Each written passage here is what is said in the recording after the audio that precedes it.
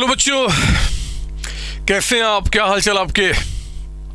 बच्चों, आज एक हम बहुत ही सिंपल, बहुत ही प्यारा एंड बहुत ही इंटरेस्टिंग चैप्टर की शुरुआत कर रहे हैं। चैप्टर का नाम है एमलगमेशन ऑफ कंपनी। पता नहीं क्यों इस चैप्टर के अंदर में बच्चे परेशान होते हैं, उनको ये चैप्टर समझ में नहीं आता है, और ये चैप्टर जैसे जैसे आगे बढ़ता है बच्चों को और ज़्यादा परेशानी हो जाती है। एग्ज़ाम में जनरली बच्चे इस चैप्टर को छोड़ के जाते हैं, लेकिन मेरे बच्चे, मैं आपको विश्वास दिलाऊं कि इससे सिंपल कोई चैप्टर हो नहीं सकता, इससे प्यारा चैप्टर कोई हो ही नहीं सकता। और आपके लिए क्या होगा कि जैसे जैसे चैप्टर आगे बढ़ेगा ये आपको टफ नहीं लगेगा, ये और भी इंटरेस्टिंग लगना शुरू होगा। मैं इसी बात का प्रूफ देने के लिए क्लास की शुरुआत करता हूं। बट एक बात कमिट करना, पूरे चैप्टर में जब तक ये चैप्टर चलेगा तब तक आपके दिमाग में इफ और नहीं आने चाहिए। जितने आपके संतोष सर आपको बताएंगे, आपको दिमाग में रिस्ट्रिक्ट करना कि हाँ जी उतनी ही बातें अभी सीखनी है। जब ये चैप्टर खत्म हो जाएगा मेरे बच्चे, तो दुनिया का किसी भी बुक का कोई भी क्वेश्चन आप उठाएं, आप अपने आप क्वेश्चन को सॉल्व करना शुरू कर देंगे। इस बात का मैं विश्वास दिलाता हूं। आइए इसी बात को प्रूफ करने के लिए मैं चैप्टर की शुरुआत करता हूं। चैप्टर का नाम है एमलगमेशन ऑफ कंपनी। इस चैप्टर में क्या पढ़ना है, क्या कॉन्सेप्ट है, उन सारी बातों को यहाँ पे आपके साथ डिस्कस करता हूँ। आप लिखो ना मेरे साथ लिखना स्टार्ट कीजिए। पहले चैप्टर को समझते, चैप्टर में पढ़ना क्या है। देखो, एक कंपनी है एक्स लिमिटेड और एक कंपनी है मान लो वाई लिमिटेड। ये दो अलग अलग कंपनी थी बच्चे, दोनों कंपनी अलग अलग बिजनेस को कर रही थी। आज इन्होंने डिसाइड किया कि क्यों ना हम दोनों मिलकर एक नई कंपनी फॉर्म करते हैं। मान लो उसका नाम रखा ए लिमिटेड, और इस नाम से बिजनेस को कंटिन्यू करते हैं। तो बच्चे, जब दो कंपनी मिलकर एक बड़ी कंपनी, एक नई कंपनी फॉर्म करेगी ना, हम इसी को बोलते हैं आपका एमलगमेशन। एमलगमेशन का मतलब होता है कि आप अलग काम कर रहे थे, मैं अलग काम कर रहा था, एक ही डायरेक्शन था, एक दूसरे का मतलब जो प्रोडक्ट है वही हम लोग काम कर रहे हैं, तो फिर क्यों कंपटीशन आपस में करें, आओ ना मिल के काम करते हैं। इससे क्या फ़ायदा होता है बच्चे कि आपको एक दूसरे की टेक्नोलॉजी को आपस में शेयर करने का मौका मिलता है। मैनेजमेंट स्किल एक दूसरे का हम आपस में इकट्ठा करके काम को करते हैं। और ऐसे बहुत सारे एग्जाम्पल रियल लाइफ में है, जैसे कि हीरो अलग कंपनी, होंडा अलग कंपनी, मिलकर इन्होंने क्या बनाया, हीरो होंडा। ये अमेलगमेशन है, जब दो कंपनी मिलके एक नई कंपनी को फॉर्म करते हैं। हाँ, मुझे पता है कि आज हीरो होंडा फिर से दो पार्ट में डिवाइड हो गए बच्चे, लेकिन जब कोई एक कंपनी दो पार्ट में डिवाइड करती है, this is called D merger, D amalgamation. एक कंपनी का दो पार्ट में टूट जाना, वो टूटने वाली कहानी अभी आपके सिलेबस में नहीं है। हम जब थोड़े और बड़े हो जाएंगे तो उसके बारे में सीखेंगे। आज तो हमें मिलाना है मेरे बच्चे, दो छोटी छोटी कंपनी मिलकर एक नई कंपनी बनाती है, दिस इज कॉल्ड एमलगमेशन। एक और भी कॉन्सेप्ट हमें इस चैप्टर में पढ़ना है। देखिए जरा, यहाँ पे एक नाम शायद आपने सुना हो, हच कंपनी। ये थी बच्चे, ये टेलीकॉम के अंदर में कंपनी थी, बहुत पहले की बात है। और एक नाम आपने अभी सुना होगा, वोडाफोन। ये कंपनी एक बहुत बड़ी कंपनी है, बहुत बड़ी कंपनी, बहुत पहले से। ये कंपनी मेरे बच्चे, इसने क्या किया, अपने साथ हच कंपनी को मिला लिया, हच को मिला लिया। और जरा बताओ, बिजनेस किस नाम से चल रहा है, वोडाफोन के नाम से, वोडाफोन के नाम से, है ना। मतलब एक बड़ी कंपनी जो पहले से मार्केट में एग्जिस्ट कर रही थी, उसने एक छोटी कंपनी को अपने साथ मिला दिया और बिजनेस क्या है जी, इसी नाम से कंटिन्यू किया। मेरे प्यारे बच्चों, जब कोई बड़ी कंपनी किसी छोटे कंपनी को अपने साथ एब्जॉर्ब कर लेती है, अपने में मिला लेती है, इसको हम कहते हैं आपका एब्जॉर्प्शन। यानी कि इस चैप्टर में हमें आपका यहाँ पे एब्जॉर्प्शन के बारे में भी पढ़ना है। आप देखो दोनों में फ़र्क क्या है कि दो छोटी छोटी कंपनी मिलकर एक नई कंपनी फॉर्म की, यहाँ पे एक नया नाम क्रिएट हुआ, एमलगमेशन है। एक बड़ी कंपनी जो पहले से मार्केट में थी, इसने एक छोटी कंपनी को अपने साथ मिला लिया और बिजनेस अपने नाम से ही कंटिन्यू किया, दिस इज कॉल्ड एब्जॉर्प्शन। एक और भी केस शायद आपने कभी सुना हो, एक बैंक था बच्चे पहले जिसका नाम था यूटीआई बैंक। ये बहुत पहले की बात है, शायद आपका जन्म भी नहीं हुआ होगा, या फिर अगर हुआ होगा तो आप चार पैरों हाथ पे चलते थे, मतलब छोटे छोटे बच्चे थे आप उस टाइम पे। पर बच्चे, इस बैंक के अंदर में ना एक टाइम पे बहुत सारे घोटाले हुए थे, बहुत सारे घोटाले। और उस घोटाले के अंदर में इतना बड़ा घोटाला था कि हमारे देश में कई लोग मर गए थे सुसाइड करके, उनके पैसे खराब हो गए, बहुत सारी चीज़ें हुई थी। तो ये एक टाइम पे बहुत बड़ा ब्रांड था और इसने सोचा कि यार कुछ बदमाश लोगों के चलते हमारा ब्रांड खराब हो गया, अब हम क्या करें। तो पता क्या हुआ, सेम कंपनी, सेम लोग, सेम मैनेजमेंट के साथ इन्होंने क्या किया, नाम को चेंज कर लिया और अब ये एक्सिस बैंक के नाम से बिजनेस कर रहे हैं। एक्सिस बैंक, ये तो नाम सुना ही होगा, एक्सिस बैंक आपका। देखो यहाँ पे क्या होता है, एक कंपनी जिसका कभी किसी रीजन से ब्रांड खराब हो जाता है, वो नहीं चाहते कि आगे आने वाली जो पीढ़ी है, आगे आने वाली जो जनरेशन है वो घोटाले के बारे में जाने, तो वो क्या करते हैं जी, नाम को चेंज करके नए नाम से बिजनेस करते हैं। मेरे बच्चे, जब कोई कंपनी सेम काम सेम मैनेजमेंट में नए नाम से करती है, हम इसको बोलते हैं आपका एक्सटर्नल रिकंस्ट्रक्शन। क्या बोलते हैं इसको, एक्सटर्नल रिकंस्ट्रक्शन। रिकंस्ट्रक्शन दो तरीके का होता है, एक एक्सटर्नल और दूसरा आपका इंटरनल। इंटरनल रिकंस्ट्रक्शन क्या होता है हम सेपरेट चैप्टर में पढ़ेंगे आपके सिलेबस के अंदर में। अभी हम एक्सटर्नल रिकंस्ट्रक्शन की बात कर रहे हैं।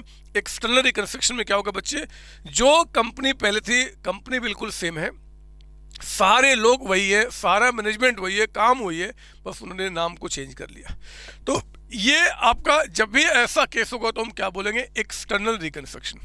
ये डायग्राम आप मेरे साथ बनाएंगे, आपको रिवीजन में हेल्प करेगा। मेरे बच्चे, एमलगमेशन ऑफ कंपनी चैप्टर में ये तीनों के बारे में आपको स्टडी करना है, तीनों के बारे में। यानी कि एमलगमेशन के भी क्वेश्चंस आएंगे, एब्जॉर्प्शन के भी आएंगे, या फिर एक्सटर्नल रिकंस्ट्रक्शन के भी आ सकते हैं। अब सुनो, दूसरे बच्चों में और आप में क्या फ़र्क है। पता है, जो बाकी बच्चे हैं ना बच्चे, वो पता क्या करते हैं, इसको अलग स्टडी करते हैं, इसको अलग स्टडी करते हैं, इनको अलग स्टडी करते हैं, तीनों के अलग तैयारी करते हैं। हम ऐसा काम नहीं करेंगे। हमारे लिए एग्जाम में क्वेश्चन चाहे इसका आ जाए, चाहे इसका आ जाए, चाहे इसका आ जाए, हमारे लिए क्या होगा, वो सेम माना जाएगा। लिखो ना, इस डायग्राम के ठीक नीचे में नोट लिखेंगे आप, यहाँ पे नोट नंबर 1 लिखेंगे, डायग्राम के ठीक नीचे में नोट नंबर 1 लिखेंगे आप यहाँ पे, for accounting purpose. For accounting यानी कि जो इसका रिकॉर्डिंग होता है, फॉर अकाउंटिंग पर्पस कहते हैं कि above all three conditions are assumed to be same. आपके लिए मेरे बच्चे याद रखना कि इस चैप्टर को, पूरा चैप्टर स्टडी करते समय आपको यही मानना है कि एग्जाम में इसका क्वेश्चन आ जाए, चाहे इसका फर्क नहीं पड़ता। आपको सेम तरीके से अकाउंटिंग करना, सेम चीज़ लेके चलना है। मैं आपको सिखाऊंगा कैसे। हाँ, एक बात याद रखना, सिर्फ एक बात याद रखना कि देखो, इन तीनों ही केसेज में जिनका अस्तित्व खत्म हो गया, जिनका नामो निशान मिट गया, जैसे कि देखो ना, यहाँ पे एक्स एंड वाई दोनों कंपनी ने मिलकर एक नई कंपनी फॉर्म किया। तो मेरे बच्चे, यहाँ पे जो एक्स है ना, इसको हम कहेंगे ओल्ड कंपनी, वाई को भी कहेंगे हम यहाँ पे ओल्ड कंपनी। जिनका नाम खत्म हो गया, आप कह दो वो ओल्ड कंपनी है, और जो अब मार्केट में नया नाम अभी चल रहा है, आप उसको न्यू कंपनी के नाम से जानेंगे।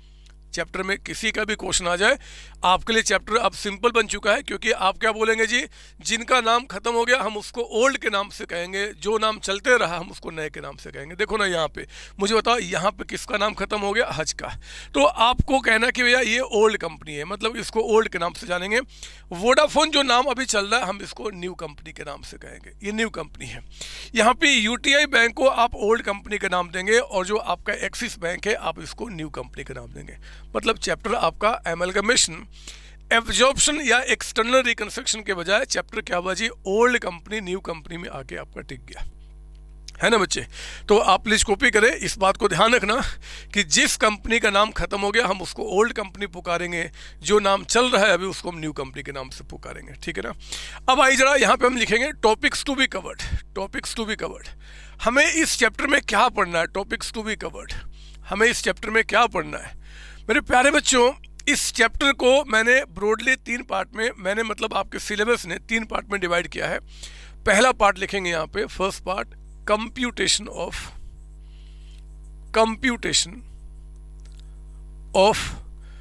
Purchase consideration. पहला टॉपिक आपका computation of purchase consideration. Sir ये क्या होता है, लिखो तो पहले, परचेज कंसिडरेशन। और इस परचेज कंसिडरेशन को हम लोग शॉर्ट में ना पीसी बोलेंगे। P for purchase, C for consideration. Even exam में भी कभी कभी बोलता है कि भैया कैलकुलेट PC, PC मतलब कि परचेज कंसिडरेशन की बात कर रहा है। सेकेंड पार्ट में हम लोग स्टडी करेंगे अकाउंटिंग ट्रीटमेंट। अकाउंटिंग ट्रीटमेंट यानी कि इसकी रिकॉर्डिंग कैसे किया जाएगा, accounting treatment in the book of accounting treatment in the book of old company. मेरे बच्चे, जो आपकी ओल्ड कंपनी है, ओल्ड कंपनी का मतलब क्या है, जो कंपनी बंद हो गई, उनके बुक में इसकी रिकॉर्डिंग कैसे की जाएगी। और तीसरा चैप्टर आपको पढ़ना है accounting treatment, accounting treatment, accounting treatment in the book of new company, in the book of new company. यानी कि जो कंपनी अभी एग्जिस्टेंस में आई है, यानी कि जिनको भी हमने न्यू कंपनी कहा, तीनों ही केस में उनके बुक में इसकी अकाउंटिंग कैसे होगी उसके बारे में हम यहाँ पे स्टडी करेंगे। मेरे बच्चों, मैं बता दूं, ये अमेलगमेशन ऑफ कंपनी ये आपका कंप्लीटली AS 14 का स्टडी है, अकाउंटिंग स्टैंडर्ड 14। तो जब AS 14 आपको अकाउंटिंग स्टैंडर्ड 14 पढ़ना होगा, वहाँ पे मैं आपको अलग से कुछ नहीं पढ़ाऊंगा, क्योंकि ये पूरा चैप्टर ही आपका AS 14 है। इस चैप्टर में जितनी सारी बातें हम करेंगे, जितनी सारी बातें करेंगे, जो किया या जो भी करेंगे, वो सब का सब आपका AS 14 है। मैं आपको एंड में इसका थ्योरी यानी कि AS 14 भी पढ़ के दिखाऊंगा, आप चिंता ना करें। फिलहाल यहाँ पे कॉपी करेंगे आप। सर हो गया, आगे बढ़े आप। आज मेरे बच्चे, आज ना इस 3 में से हम लोग एक एक टॉपिक को उठा के काम करेंगे। आज हम इस टॉपिक को उठाएंगे, कंप्यूटेशन ऑफ परचेज कंसिडरेशन। तो आओ ना, मैं एक नया पेज लेता हूँ और नए पेज में हेडिंग डालता हूँ। यहाँ पे हेडिंग डालेंगे, आप भी नए पेज में हेडिंग डालिए, परचेज कंसिडरेशन, परचेज कंसिडरेशन, है ना। इस टॉपिक को ऊपर में लिख लीजिए आप। यहाँ पे इस टॉपिक की शुरुआत कर रहे हैं और ब्रैकेट में क्या बोलेंगे, PC, आपका शॉर्ट में PC बोलेंगे। सर ये क्या होता है परचेज कंसिडरेशन, लिखेंगे आप यहाँ पे मेरे साथ थोड़ा सा। पॉइंट नंबर 1 इसके अंदर में मीनिंग लिखेंगे आप, मीनिंग। मीनिंग कहता है कि it is the amount, it is the amount, it is the amount payable bye, it is the amount payable by new company, it is the amount payable by new company to the shareholders, to the shareholders, साथ साथ लिखेंगे आप shareholders। shareholders का मतलब जी चाहे वो equity हो, equity और प्रेफरेंस, है ना। कंपनी के 2 मालिक होते हैं ना बच्चे। तो it is the amount payable by new company to the share holders of old company, of old company, of old company for purchasing, for purchasing, for purchasing their business, their business. आइए जरा मैं इसका meaning समझाता हूँ, इसका मतलब क्या निकल गया था। ध्यान से मेरी बात सुनेंगे, बहुत सिंपल सी बात है, आपको अच्छा लगेगा समझना। देखिए इसका मतलब बता रहा हूँ। देखो वोडाफोन ने बच्चे, वोडाफोन ने, इस कंपनी ने किसको परचेज कर लिया जी, हज कंपनी को, हज को परचेज किया। जरा सोचो ना, जब ये कंपनी इनको परचेज करेगी, एक मार्केट में ऑलरेडी कोई कंपनी चल रही थी जिसका नाम था हज कंपनी, उसको वोडाफोन ने परचेज कर लिया। तो बच्चे जब वोडाफोन हज को परचेज किया तो हज कंपनी के जो मालिक हैं, जो शेयर होल्डर्स हैं, मालिक कंपनी में कौन होते हैं, शेयर होल्डर्स होते हैं। कौन से शेयर होल्डर्स, 2 ही तो होते हैं, इक्विटी एंड प्रेफरेंस। तो बच्चे जब ये नई कंपनी ओल्ड कंपनी को परचेज करेगी तो ओल्ड कंपनी के जो शेयर होल्डर्स हैं, ओल्ड कंपनी के जो शेयर होल्डर्स हैं, इनको कुछ पेमेंट करेगी ना बच्चे। आप जब इनकी कंपनी को ले लोगे, अपने साथ मिला लोगे, तो इनके जो मालिक है यानी कि शेयर होल्डर्स है, उनको कुछ पेमेंट करोगे ना। ये सर, जो भी कुछ इनको पेमेंट किया जाएगा उसी को हम क्या बोलेंगे, परचेज कंसिडरेशन। बहुत सिंपल शब्दों में बात कर रहा हूँ कि मैंने आपकी बिल्डिंग परचेज कर ली, मैंने आपके घर, आपका जो बिल्डिंग है मेरे बच्चे, वो परचेज कर लिया, तो अब आपका बिल्डिंग मेरा हो गया। जब आपकी बिल्डिंग मेरी हो गई तो अब आपको यानी कि उस बिल्डिंग का जो मालिक था उसको कुछ पेमेंट करूंगा ना, जो उस बिल्डिंग की वैल्यू है। तो वही वैल्यू को हम क्या बोलेंगे यहाँ पे, परचेज कंसिडरेशन। हमने जो आपको परचेज किया उसके बदले में जो भी कंसिडरेशन हमने आपको पे किया, आपको मतलब क्या जी, आपके शेयर होल्डर्स को। शेयर होल्डर्स कौन से होते हैं? एक आपका इक्विटी होता है और एक आपका प्रेफरेंस होता है। तो जब भी नई कंपनी ओल्ड कंपनी को परचेज करेगी, उसके बदले में ओल्ड कंपनी के शेयर होल्डर्स को जो भी कुछ पे करेगी, हम उसी को क्या बोलेंगे? Purchase consideration. यही तो लिखा है, it is the amount payable by new company to the share holders of old company for purchasing their business. इनके शेयर होल्डर्स को जो भी कुछ पे किया होगा, हम उसको परचेज कंसिडरेशन करेंगे। सवाल उठता है कि ये कंपनी जब इनको परचेज करेगी तो इनको क्या पे करेगा जी? परचेज कंसिडरेशन, पीसी, इसकी एक वैल्यू लगेगी। आखिर ये वैल्यू निकलती कैसे है? रियल लाइफ में कोई कंपनी बिक गई जी, मैंने उसको परचेज कर लिया। तो जब कोई कंपनी बिकी और मैंने उसको परचेज किया, तो उस कंपनी की एक कीमत जो लगाई गई होगी बच्चे, वो कैसे निकाली जाएगी? वो वैल्यू कैसे पता किया जाएगा? तो हमारा सेकंड यहाँ पे पॉइंट है, लिखेंगे यहाँ पे number 2, methods of computation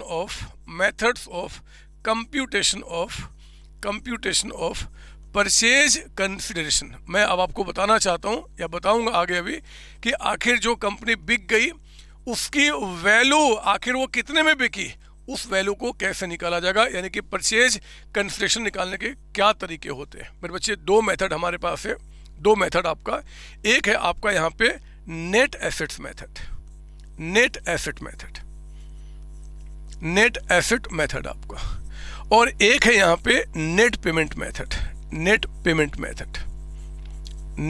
method. ऐसे आपके स्टडी मटेरियल में 3 मेथड उन्होंने बताया हुआ है। हम उसके जिक्र जो है वो थ्योरी के रूप में बाद में आपसे करेंगे, लेकिन फिलहाल इस चैप्टर को समझने के लिए आपने प्रॉमिस किया है कि जितना आपकी बातें आपके सर बोलेंगे उतनी बातों पे आप विश्वास करेंगे। तो मेरे बच्चे, परचेज कंसिडरेशन निकालने के 2 मेथड है, एक आपका नेट एसेट्स, दूसरा आपका नेट पेमेंट। आओ ना, पहले मैं आपको यहाँ पे नेट एसेट्स मेथड के बारे में बताऊँ। तो आप लिखेंगे यहाँ पे नंबर A, फिर से यहाँ पे नेट एसेट्स मेथड। ये मेथड क्या है, कैसे काम करता है, हम थोड़ा सा इसके बारे में आपको बताते हैं। बहुत सिंपल सी बात है, सुनो ना। क्या, एक बात बताओ कि अगर मान लो वोडाफोन ने हज कंपनी को टेक ओवर किया, अगर इस कंपनी ने इनको परचेज किया, तो इस कंपनी का क्या परचेज किया? बोलो। अगर मान लो वोडाफोन ने हज कंपनी को परचेज किया, तो हज का क्या परचेज किया? मैं आपको दिखाता हूं। इनका एक बैलेंस शीट है। इनके बैलेंस शीट में क्या है जी? इनके एसेट्स यहाँ पर रहे होंगे, लायबिलिटी यहाँ पर रहेंगे, यही रहा होगा ना। यहाँ पे आपका शेयर कैपिटल रहा होगा। तो मेरे बच्चे, जब भी कोई कंपनी किसी कंपनी को परचेज करेगा, तो क्या परचेज करेगा? आपके एसेट्स, आपकी लायबिलिटी। अब आपके जितने भी एसेट्स है जी, वो मेरे हो गए, आपकी जितनी लायबिलिटी है सब मेरी हो गई। तो एसेट्स और लायबिलिटी को ही तो परचेज करूंगा, वही तो बिजनेस है। नेट एसेट्स मेथड कहता है कि अगर आपको पता करना है कि हज कंपनी कितने में बिकी, उसकी क्या वैल्यू लगाई गई, तो इसका फॉर्मूला होता है बच्चे, लिखेंगे आप मेरे साथ, assets of old company taken by new company, assets of old company taken by new company at market value,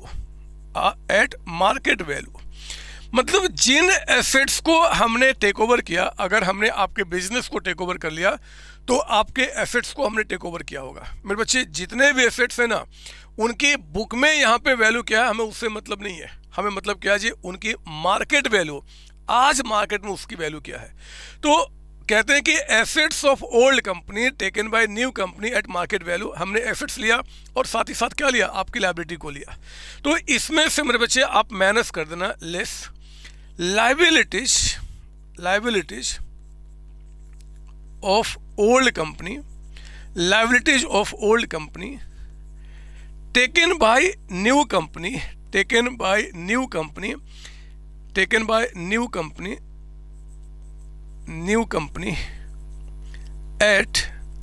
eight payable value है ना। उन लायबिलिटीज का, जो लायबिलिटी यहाँ पे अभी आपका बैलेंस शीट में दिख रहा है, इसमें इनकी बुक वैल्यू क्या, उससे मतलब नहीं है। आज हमें उनको कितना पेमेंट करना है। मेरे बच्चे, आप इसमें इसको माइनस करना, लेस कर रहे हैं, और जो निकल के आएगा वही हमारा क्या बन जाएगा, पीसी बन जाएगा, परचेज कंसिडरेशन। बहुत सिंपल सी बात है यार, इसमें मैं क्यों इतना टाइम बर्बाद कर रहा हूँ मुझे समझ में नहीं आ रहा। इट्स वेरी सिंपल सा कॉन्सेप्ट, मैं आपको बताऊँ इसका मतलब क्या निकल के आता है। मेरे बच्चे आप छोड़ो ना कंपनी की बात करता हूँ मैं अपनी, आपके सर की और आपकी, आप यानी कि जो आप प्यारे बच्चे हैं आपकी। पता क्या हुआ, मैंने आपके पास एक बिल्डिंग थी, उस बिल्डिंग को मैंने आपसे परचेज कर लिया। मेरे बच्चे बिल्डिंग जो थी ना, आपने उसको परचेज किया था कभी, मान लो 20 लाख में, 20 लाख रुपए में आपने बिल्डिंग परचेज किया था आज से 10 साल 12 साल पहले। मुझे बताओ क्या वो बिल्डिंग आज मुझे 20 लाख में दोगे क्या? जो आज से 10 साल 12 साल पहले आपने 20 लाख में बिल्डिंग परचेज किया था, क्या आज मुझे वो 20 लाख में दोगे क्या? नहीं सर, 20 लाख में नहीं दूंगा। फिर कितने में दोगे? जो उसकी आज की वैल्यू होगी। ये तो कॉमन सेंस है। तो मान लो ये जो बिल्डिंग है मेरे बच्चे, आज उसकी वैल्यू जो है ना वो 50 लाख रुपीज है, तो मुझे कितने में दोगे? 50 लाख रुपीज में, 50 लाख रुपए में, है ना मार्केट वैल्यू। अब देखो हुआ क्या कि जो बिल्डिंग मैं आपसे परचेज कर रहा हूं, जब आपने इस बिल्डिंग को परचेज किया था तो आपने इस बिल्डिंग को परचेज करने के लिए एक लोन लिया था, और मेरे बच्चे अभी भी उस पर 8 लाख रुपीज का लोन है, अभी भी 8 लाख रुपए का लोन है। जब मैं ये बिल्डिंग को आपसे परचेज कर लूंगा तो बिल्डिंग पे जो लोन है ना, उस लोन को अब मुझे पे करना होगा, क्योंकि बिल्डिंग मेरी हो गई तो लोन मैं पे करूंगा। जी मैंने आपसे कमिट किया कि आप चिंता ना करो, बिल्डिंग जो 50 लाख की है ठीक है, इसमें से जो लोन है वो मैं पे कर दूंगा। तो मुझे ये बताओ कि अगर ये बिल्डिंग मैं आपसे 50 लाख में परचेज करता हूं तो क्या पूरे 50 लाख में आपको पे कर दूं क्या? नहीं सर, पूरे 50 हमें नहीं पे करना, क्योंकि 50 लाख मेरे बच्चे 8 लाख तो मुझे बैंक वालों को पे करना है ना, बैंक भी को भी तो देना है। तो 50 लाख में 8 माइनस करो, कितना बच गया? 42 लाख। इसी 42 लाख के अमाउंट को मैं आपको पे करूंगा एज परचेज कंसिडरेशन। अब इससे सिंपल शब्दों में तो कुछ बनता ही नहीं है, और ये आप अपने घर से रिलेट कर सकते हैं। यार आपके पास एक बिल्डिंग था, वो मैंने आपसे परचेज कर लिया, बिल्डिंग पे कोई कर्ज है, अब मुझे पे करना होगा, तो बिल्डिंग की आज की जो वैल्यू है ना, मार्केट वैल्यू, वो मैं लगाऊंगा। ये कितना हो गया? 50 लाख मान लो आपका, और इस पे अगर कोई लायबिलिटी है, तो उसको जितना आज हमें पे करना है, मतलब 8 लाख माइनस करो, कितना बच गया? 42 लाख। यही पीसी हो जाएगा। This is very simple. बोलो ना, समझ में आ रही बात? Yes sir.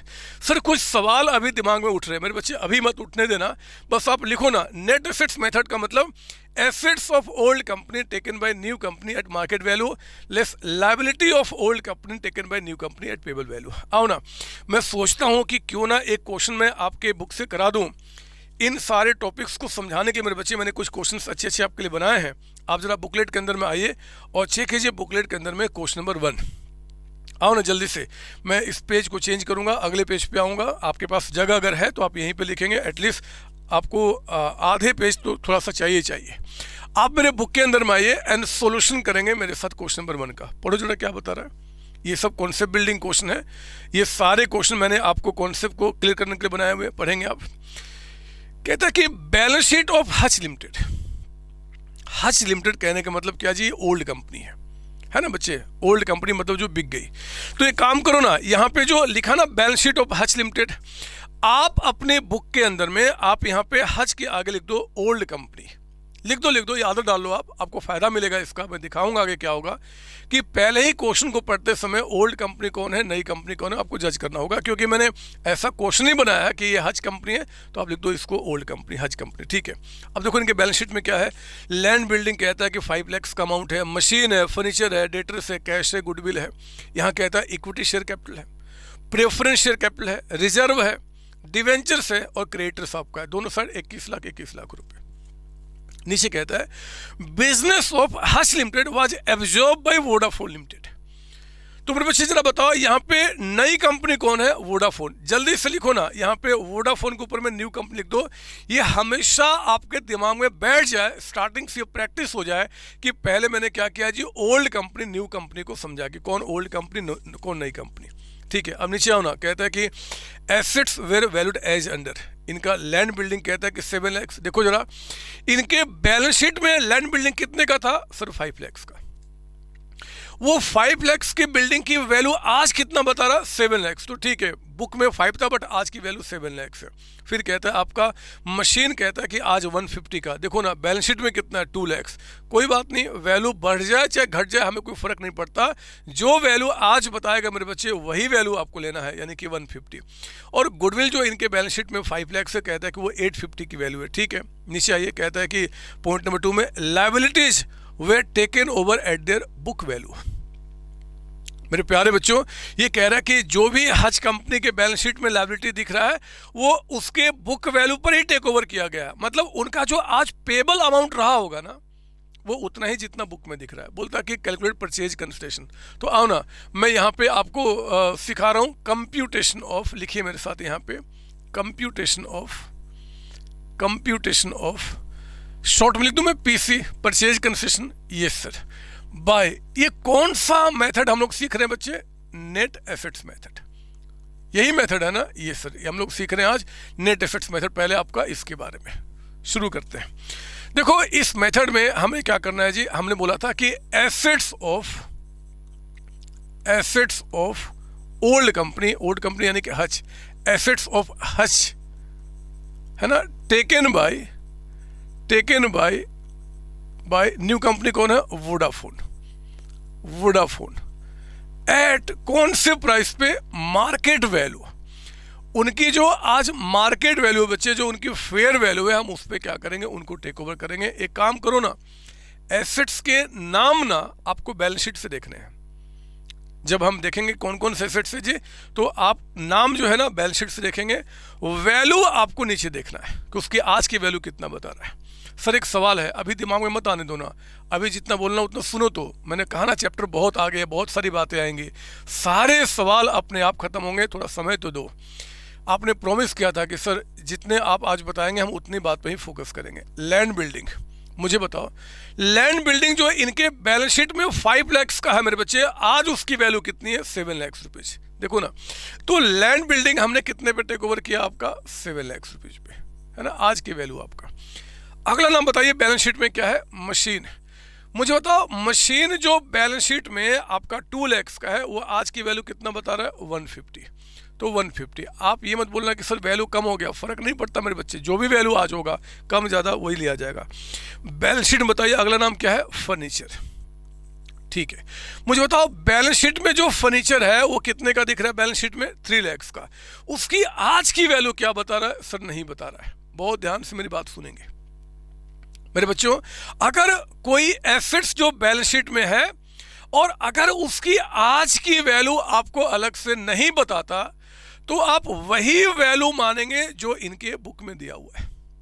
जैसे कि मशीन का, लैंड बिल्डिंग का उन्होंने नीचे बताया ना, तो हमने नीचे वाला वैल्यू लिया। अगर जो फर्नीचर बैलेंस शीट में है आज 3 लाख जो बैलेंस शीट में दिख रहा है, वो ना बताया कि आज उसकी वैल्यू कितनी है, तो वही वैल्यू मानेंगे जो बुक में दिया हुआ है, मतलब कि उनके बैलेंस शीट के अंदर में, यानी कि 3 lakh rupees. 3 lakh. Sir dissolution एक चैप्टर हुआ करता था, मैंने कहा ना वो चैप्टर ये नहीं है, अभी हम पढ़ रहे हैं अमेलगमेशन, है ना। तो जो चीज़ बता रहा हूँ और इस सब बात को नोट में लिखाऊंगा, आप चिंता नहीं करना। तो आप लिखेंगे मशीन हो गया, फिर आपका फर्नीचर हो गया। अगला नाम बताइए बैलेंस शीट में, डेटर्स आपका। मुझे बताओ बैलेंस शीट में जो डेटर्स आपके 4 लाख के हैं, क्या आज उनकी वैल्यू बता रहा है, क्या नहीं बता रहा। सर तुम क्या मानेंगे, 4 लाख रुपये, हम भगवान तो है नहीं, भगवान तो है नहीं ना बच्चे। तो आप या तो हमें बताओ उसकी वैल्यू कितनी, नहीं तो फिर क्या जितना बुक में मान लेंगे कि वही वैल्यू है। और फिर आपका बैलेंस शीट में अगला नाम कैश बता रहा है। मुझे बताइए कैश जो बैलेंस शीट में आपका 2 लाख का है, आज नीचे वैल्यू बता रहा है, नहीं सर, तो 2 लाख रुपये। सर कैश भी टेक ओवर करेगा सब कुछ मेरे बच्चे।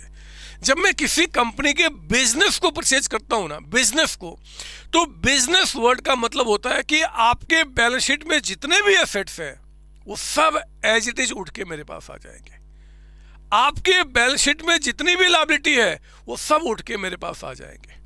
तो सारे फिट सारी लायबिलिटी यानी कि, तो कैश आपका कितना हो गया जी, ये आपका आ गया। और गुडविल जो बैलेंस शीट में 5 लाख रुपीज का है, जरा बताओ जल्दी से उसकी वैल्यू आज कुछ बता रहा है, सर ये सर 850, तो हम 850 ले लेंगे, 850 का अमाउंट आपको, ठीक है ना। तो मुझे बताओ जितने भी एसेट्स उनके बैलेंस शीट में है, इनकी जो वैल्यू को ऐड किया तो क्या निकल के आया, चेक करो आप। 26 लाख, यानी कि जो इनके एसेट्स हैं मेरे बच्चे वो 26 लाख रुपीज के हैं। इसमें से हमने क्या बोला था मैनेज करने के लिए, हमने कहा था कि लायबिलिटीज जितने भी हैं, लायबिलिटीज किसका, ऑफ हच लिमिटेड, हच यानी कि ओल्ड कंपनी का, है ना, taken by new company, taken by new company, taken new कौन कंपनी कौन है, वोडाफोन, टेकन बाय वोडाफोन, है ना। कौन से प्राइस पे, तो हमने कहा था एट पेबल वैल्यू, है ना, पेबल वैल्यू। और क्वेश्चन ने कह दिया कि देखो जी आपको चिंता नहीं करना, जितनी भी लायबिलिटी इनके बैलेंस शीट में दिख रही है उन सबको टेक ओवर किया गया है, कौन से प्राइस पे, उनकी बुक वैल्यू पे, मतलब यही मानूंगा कि जो बुक में वही उसकी पेबल वैल्यू है। अब देखो ना, लायबिलिटी पहचानो जो है कौन सा है, इक्विटी शेयर लायबिलिटी होता है क्या, नहीं सर। प्रेफरेंस लायबिलिटी होता है क्या, नहीं सर। रिजर्व कोई लायबिलिटी होता है क्या, नहीं सर। लायबिलिटी कौन सा है, डिवेंचर्स हैं, क्रेडिटर्स हैं। तो मेरे बच्चे यहाँ पे आपका 10% डिवेंचर्स, 10% डिवेंचर्स, है ना। मुझे बताइए कितना है, 7 लाख रुपीज बैलेंस शीट में है, और कहता है कि वही मान लो उसका पेबल अमाउंट है 7 लाख रुपीज। फिर क्या बता रहा है, क्रेडिटर्स, तो आप क्रेडिटर्स यहाँ पे लिखिए। सर एक सवाल है, क्या बताओ सर, ये 10% का क्या करेंगे, कोई यूज नहीं मेरे बच्चे। डिवेंचर जो बैलेंस शीट में 7 लाख का 7 लाख की लायबिलिटी है, अगर वो 10% जो रेट ऑफ इंटरेस्ट डिवेंचर के ऊपर में कुछ बकाया होता तो क्वेश्चन आपको बताता। आप बिल्कुल भी अपने आप को इस चैप्टर में भगवान मत मानो, आपको हर एक चीज़ वो बताएगा, आप चिंता ना करो ना, है ना। जो नहीं बताएगा उस पर क्या करेंगे, मैं खुद नोट लिखाऊंगा। मुझे बताओ बैलेंस शीट में क्रेडिटर्स कितने, 3 लाख रुपीज़, तो उनका पेबल भी कितना हो गया, 3 लाख का अमाउंट। ये टोटल कितना हो गया जी, 10 लाख। तो 26 में हमने क्या किया, 10 लाख रुपीज़ का अमाउंट यहाँ पे माइनस किया। एसेट्स एट मार्केट वैल्यू, एक बार चेक कीजिए हमने क्या लिखा था, assets at market value minus liabilities at payable value, वही काम कर रहा हूँ बच्चे, है ना। तो मुझे बताओ इसको माइनस करके जो अमाउंट आ गया, परचेज कंसिडरेशन पीसी कितना निकल के आ गया आपका, 26 माइनस 10 यानी कि 16 लाख रुपीज का अमाउंट आपका, 16 लाख ये पीसी निकल के आ गया। हो गया क्वेश्चन, क्या दिक्कत है इसके अंदर में। अगर ऐसा क्वेश्चन आ जाए तो आप नहीं कर पाओगे क्या, सर क्यों नहीं कर पाएंगे, इट्स वेरी सिंपल आपका। हाँ बच्चे लिखो ना, आप यहाँ पे लिखिए, आप यहाँ पे प्लीज़ जल्दी कॉपी करें। हम लोग नेट एसेट्स मेथड को डिस्कस कर रहे हैं और पीसी हमारा 16 आ गया। मैं आगे बढ़ूँ उसके पहले कुछ सवाल जो आपके दिमाग में चल रहे हैं, जो बातें मैंने आपको समझाई उस पर नोट में लिखा दूँ। आप आओ ना, इस आंसर के एंड होने के बाद आप यहाँ लिखिए, मैं उसको यहाँ लिखता हूँ। नोट नंबर 1 लिखेंगे आप यहाँ पे, नोट नंबर 1 आपका पहला नोट।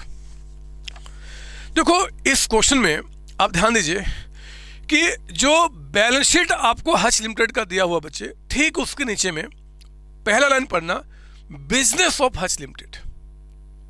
बिजनेस, आपने हच यानी कि ओल्ड कंपनी के बिजनेस को टेक ओवर कर लिया। इस बिजनेस का क्या मतलब होता है, तो लिखेंगे आप यहां पे, लिखेंगे note number 1, the term business means all assets and liabilities of old company, business को हमने टेक ओवर किया। बिजनेस मतलब क्या, जितने भी आपके एसेट्स है, जितने भी लायबिलिटी, सबकी बात कर रहा हूं। आगे ब्रैकेट में whether appearing in balance sheet और नोट, चाहे वो एसेट्स लायबिलिटी बैलेंस शीट में हो या ना हो सकता है मेरे बच्चे जो क्वेश्चन में आपको बैलेंस शीट दे, उसके बाद कोई नया एसेट्स परचेज किया हो और वो बैलेंस शीट में ना हो, तो उसको भी टेक ओवर करूंगा। कोई लायबिलिटी है जो बैलेंस शीट में नहीं है बट अभी क्रिएट हो गई है, तो उसको भी मैं टेक ओवर करूंगा। मतलब जितने भी एसेट्स, जितने भी लायबिलिटी ओल्ड कंपनी के होंगे, उन सबको टेक ओवर किया जाएगा। आपके बिजनेस टर्म का मतलब सिर्फ ये होता है, जब तक कुछ और आगे साफ साफ शब्दों में ना बता दे। सर और साफ साफ शब्दों वो भी आएंगे आगे, मैं बताऊंगा, आप चिंता ना करो, जिंदा हूं ना भी। आप आओ तो थोड़ा सा विश्वास तो करो अपने संतोष सर के ऊपर में। तो फिर बच्चे यहाँ फिलहाल तो आप समझ लेना कि बिजनेस का मतलब क्या होता है, ऑल एसेट्स लायबिलिटी। एक बात बता दूं मेरे बच्चे, ये चैप्टर एक बहुत बड़ा समुद्र है, बहुत बड़ा समुद्र, और समुद्र में तैरना सबके बस की बात नहीं है। इस समुद्र में, इस अमेलगमेशन कंपनी में वही तैरेगा जो बिल्कुल कॉन्सेप्ट को स्टार्टिंग से पकड़ के अपने संतोष सर के साथ बिल्कुल साथ साथ चलेगा। मैं आपको विश्वास दिला दूंगा, जिस दिन ये चैप्टर खत्म होगा उस दिन चैप्टर के खत्म होने के बाद दुनिया का कोई भी क्वेश्चन आ जाए, एग्जामिनर कुछ भी सोच कर क्वेश्चन बना दे, आप ना बना पाओ ऐसा होगा ही नहीं, फिर मेरे होने ना होने का क्या फ़ायदा मेरे बच्चों। इसलिए आप दिमाग को बिल्कुल शांत रखिए, अभी चीज़ों को चलने दो ना, थोड़ा सा और समय आगे बढ़ने दो ना, सारे कॉन्सेप्ट अपने आप क्लियर होंगे।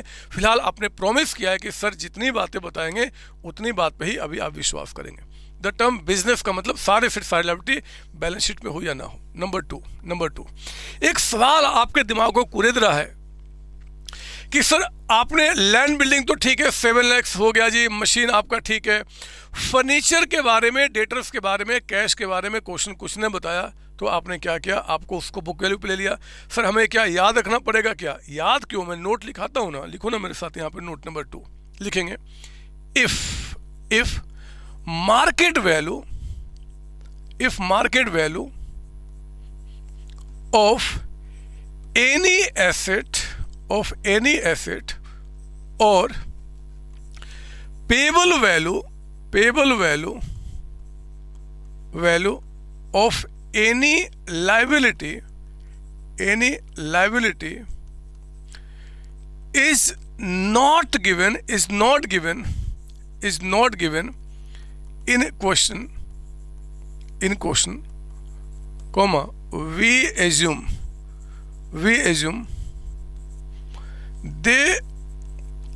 they have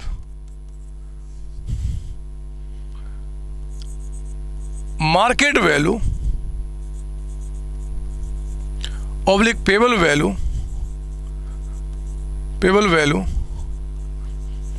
equal to their book value।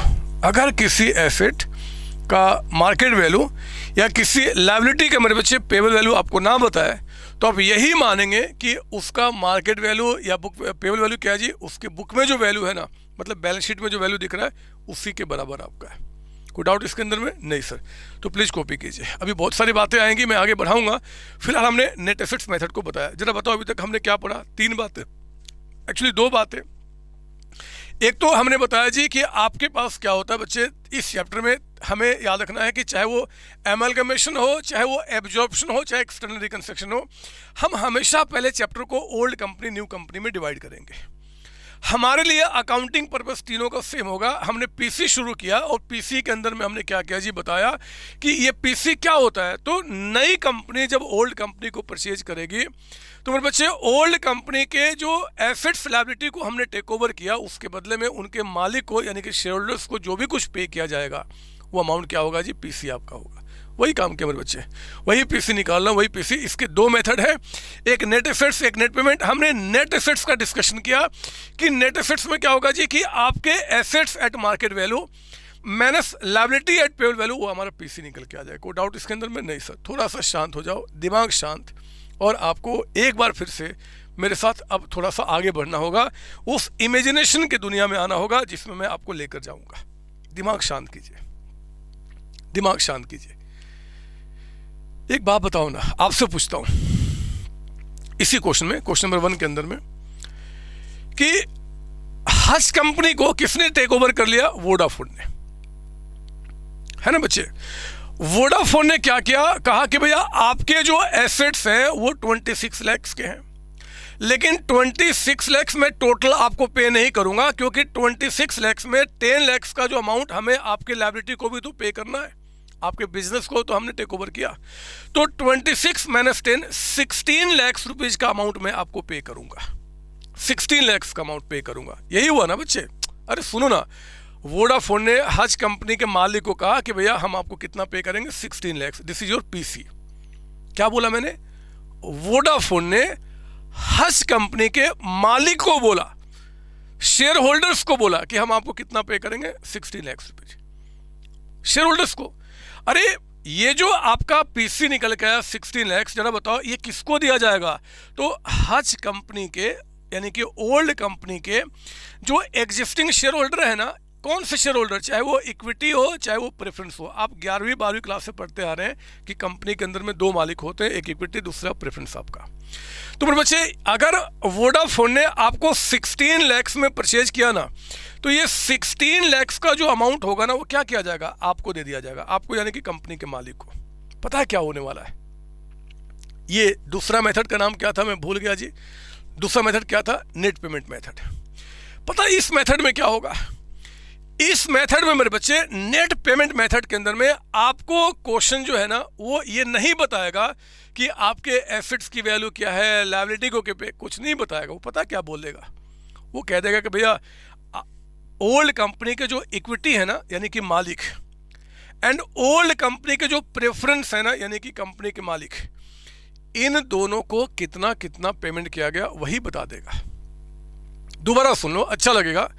Net payment method में क्या होगा बच्चे, जो अगला मेथड आपका है वो कहेगा कि भैया हम आपको ये नहीं बताएंगे, हमें क्वेश्चन सॉल्व करना ना, हमें पीसी निकालना है।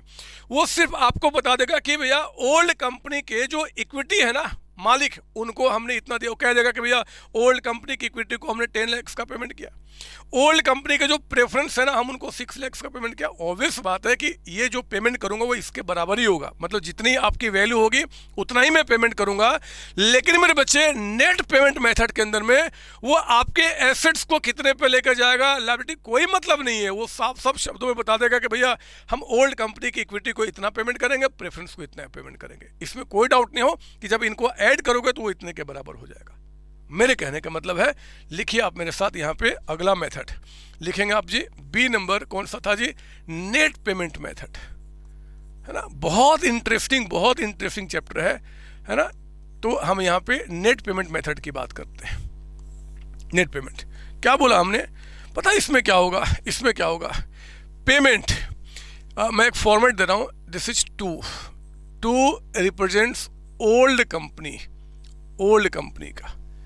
पहले देख लो उसके बाद लिखना, क्योंकि थोड़ा अभी आपको जगह चाहिए। इन यानी क्या जी? New company.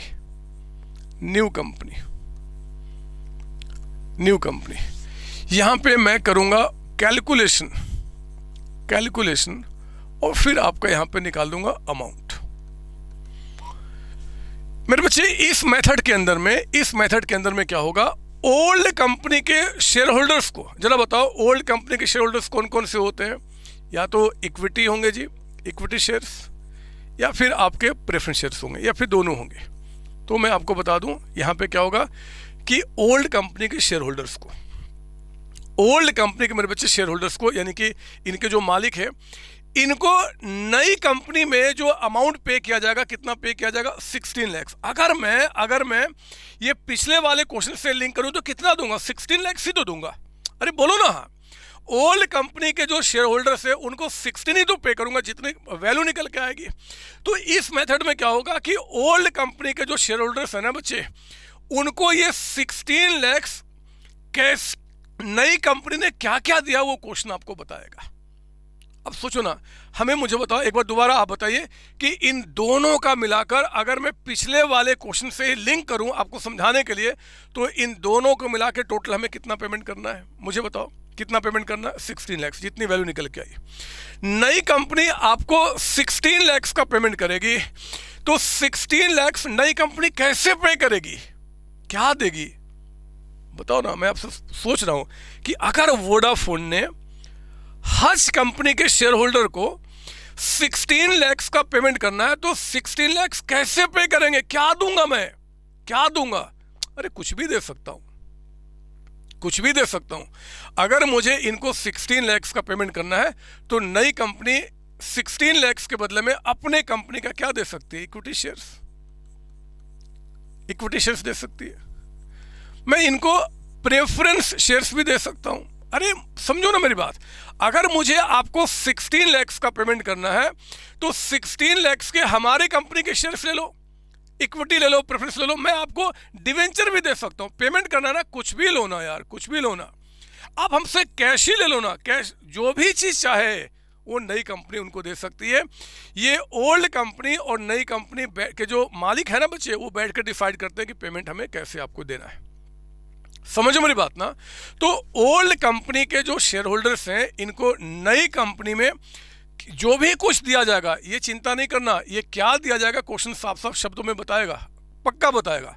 आपको बस देखना है कि ओल्ड कंपनी के शेयर होल्डर्स को जो भी कुछ पे किया गया है, ये कौन सी चीज़ें कितनी कितनी दी गई है मेरे बच्चे, हम उनका यहाँ पे कैलकुलेशन करेंगे और इस कैलकुलेशन का अमाउंट यहाँ पे लिख कर हम इसको ऐड करके आपका पीसी निकाल देंगे and that will become our PC. आपका यहाँ पे ये 16 को हटा देना क्योंकि ये तो फॉर्मेट है, ये तो मैंने समझाने के लिए बताया, कोई बात नहीं, मतलब ये पीसी आपका निकल के यहाँ पे आ जाएगा। खत्म होगी बात, खत्म हो गई। कुछ दिक्कत है? नहीं सर, दिमाग शांत करो। फिर से एक बार मैं थोड़ा सा समय ले रहा हूं क्योंकि आगे स्पीड बहुत ज़्यादा बढ़ने वाली है। कि नेट पेमेंट मेथड में, सुनो स्लोली मेरी बात सुनो, लिखना बंद करो, मेरी बात सुनो। नेट पेमेंट मेथड के अंदर में नई कंपनी ने ओल्ड कंपनी के शेयर होल्डर्स को जो भी कुछ पे किया, याद रखना ओल्ड कंपनी के शेयर होल्डर्स, ओल्ड कंपनी के शेयर होल्डर में यहाँ पे आपको आगाह करना चाहता हूं मेरे बच्चे, ओल्ड कंपनी के सिर्फ शेयर होल्डर्स, ओनली ये दो नाम टू द मैक्सिमम आएंगे क्योंकि कंपनी किसकी है? शेयर होल्डर्स की है। एग्जाम में क्वेश्चन आपको बहुत तरीके से कंफ्यूज करेगा, आज मैं दिखाऊंगा कैसे कैसे। लेकिन आप याद रखना कि नेट पेमेंट मेथड से अगर मैं पीसी निकाल रहा हूं तो ओल्ड कंपनी के सिर्फ शेयर होल्डर्स को, यानी कि इक्विटी और प्रेफरेंस टू द मैक्सिमम, इनको जो भी कुछ पे किया गया होगा, इसमें चिंता नहीं करना, क्वेश्चन बताएगा क्या पे किया गया है। हो सकता है बोले कि भैया इनको पूरा कैश में पेमेंट किया गया, तो ठीक है। या कहता है कि नहीं जी इनको नई कंपनी ने अपने शेयर्स दिए, जो भी कुछ दिया उसका कैलकुलेशन अमाउंट और पीसी निकल के आ जाएगा। मैं सोचता हूँ कि इतना बोलूँगा तो आप कहीं मुझ पर गुस्सा ना करो कि सर क्या बोले जा रहे हो, समझाओ ना ठीक से। मैं क्यों ना एक क्वेश्चन करके आपको दिखाऊं, क्यों ना क्वेश्चन नंबर 2 करके दिखाऊं जहाँ पे बहुत ज़्यादा क्लियरिटी आपके दिमाग में आने वाली है। आइए जरा बुकलेट का क्वेश्चन नंबर 2 पे आइए। बहुत प्यारा क्वेश्चन है, बहुत अच्छा चैप्टर आपके लिए है। कहता है कि क्वेश्चन नंबर 2 में balance sheet of Hutch limited.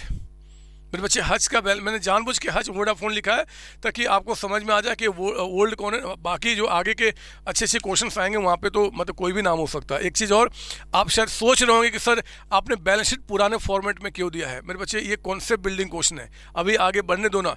जो आपकी क्लास में क्वेश्चन कराऊंगा वो आपको आपके फॉर्मेट के मुताबिक कराऊंगा। और एक चीज़ और, एग्जाम में क्वेश्चन जब क्वेश्चन आएगा वो किसी भी फॉर्मेट में आ सकता है, आंसर आपको नए फॉर्मेट जो कंपनीज का है उसी के मुताबिक करना है। हम अभी प्रैक्टिस करेंगे ना, पहले यहाँ तो आओ पढ़ेंगे क्वेश्चन नंबर 2। बैलेंस शीट कहता है हज का, जिसमें कि एसेट्स है 21 के, यहाँ पे कहता है equity share capital of ₹10 each, equity share capital of ₹10 each and 3,50,000। क्या कोई मुझे बताएगा कि अगर हज कंपनी के इक्विटी शेयर कैपिटल आपका 3,50,000 का है और एक शेयर अगर 10 रुपये का है तो टोटल शेयर्स कितने रहे होंगे? 3,50,000 डिवाइड बाई 10, टोटल शेयर्स कितने रहे होंगे? 35,000। 35 सर क्यों पूछा? ऐसे ही मन कर गया, कोई रीजन नहीं है, आगे पढ़ो ना। प्रेफरेंस शेयर कैपिटल भी कहते हैं ऑफ 10 इज 5.5 लाख।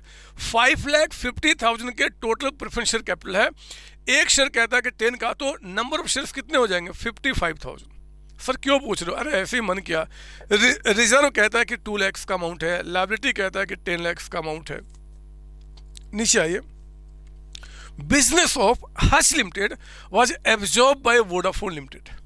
एक काम करो, यहाँ पे हच के आगे पर लिखो ओल्ड कंपनी एंड वोडाफोन के आगे लिखो न्यू कंपनी। ये आदत मेरे बच्चे डाल लो क्योंकि ये आदत जो है ना चैप्टर को आगे बहुत सिंपल आपको करने वाला है। तो Hutch is a old company and Vodafone is a new company. पढ़ो ना पॉइंट नंबर 1 में क्या बता रहा है। मैं इसको थोड़ा चेंज कर लो, इसको लिख लिया होगा आपने, मैं इसको चेंज करके यहाँ पे आता हूँ और सोल्यूशन कर रहे हैं हम लोग कौन से क्वेश्चन का? 2 नंबर का। ठीक है, ठीक करेंगे। यहाँ पे कहता है कि बिजनेस ऑफ हच, कहता है कि वोडाफोन लिमिटेड मतलब नई company will issue 3 equity shares of 10 each eight 15 पर शेयर। स्लो चलो, स्लो चलो मेरे बच्चे। वोडाफोन यानी कि नई कंपनी, मैं कुछ यहाँ लिख दे रहा हूँ, ओल्ड न्यू।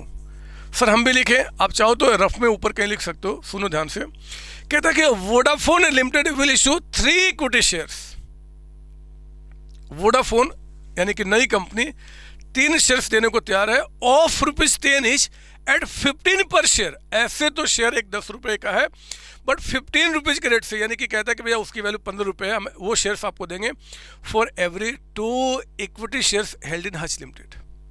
मेरे प्यारे बच्चों, ओल्ड कंपनी यानी कि हच लिमिटेड में अगर 2 शेयर्स हैं तो नई कंपनी 3 शेयर्स देने को तैयार है, 2 के बदले में 3 शेयर्स देने को तैयार है ना, 2 के बदले में 3।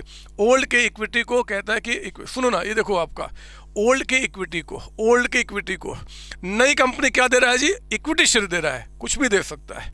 तो ओल्ड के इक्विटी को नई कंपनी अपने अंदर इक्विटी शेयर्स दे रहा है और उसका एक रेशियो बता रहा है। रेशियो क्या है जी, 2:3 का। मतलब ओल्ड में अगर 2 शेयर्स है तो नई कंपनी में 3 शेयर्स है।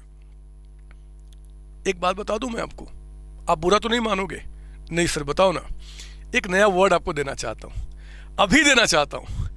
पता है ये जो आपने रेशियो बताया ना बच्चे, ये जो रेशियो बनाया आपने ओल्ड इज टू न्यू का, कि ओल्ड में जो 2 इक्विटी है, ये इक्विटी वालों के लिए रेशियो है, 2 इक्विटी के बदले में 3 इक्विटी शेयर्स मिल रहा है। इस रेशियो को इस चैप्टर में हम स्वैप रेशियो के नाम से जानते हैं। इस चैप्टर में इसको क्या बोलेंगे, स्वैप रेशियो। एक नया वर्ड आपको मिल गया। स्वैप रेशियो का मतलब होता है कि how many shares have been given in the new company for a given number of shares in old company. एक चीज और बता दूं, जब भी स्वैप रेशियो का नाम लिया जाएगा मेरे बच्चों, तो आपको खास इस बात का ध्यान रखना है कि स्वैप रेशियो में पहले ओल्ड का नाम आएगा फिर न्यू का नाम आएगा। Old is to new ratio आपका होता है old is to new. Old में कितने तो नए में कितने दिए जाएंगे, ठीक है ना। तो ये जो ओल्ड में इक्विटी शेयर्स है ना, उनके लिए रेशियो बता रहा है। आगे पढ़ो ना, पॉइंट नंबर 2। सर कुछ सवाल है, अभी रुको तो, पहले सवाल तो आप मेरे साथ चलो ना। पहले वोडाफोन लिमिटेड मतलब नई company will issue 5 preference shares of 10 each. अरे नई कंपनी 5 प्रेफरेंस शेयर्स देने को तैयार है for every preference shares in Hutch limited. Every मतलब क्या, एक। यानी कि हच यानी कि ओल्ड कंपनी में अगर 1 प्रेफरेंस शेयर्स है तो 5 आपको नई कंपनी में प्रेफरेंस शेयर्स मिलेंगे। ये रेशियो किसके लिए आपका है, प्रेफरेंस शेयर्स वालों के लिए। This is called the swap ratio. Swap ratio equity वाले का भी हो सकता है, प्रेफरेंस का भी हो सकता है, कोई फर्क नहीं पड़ता।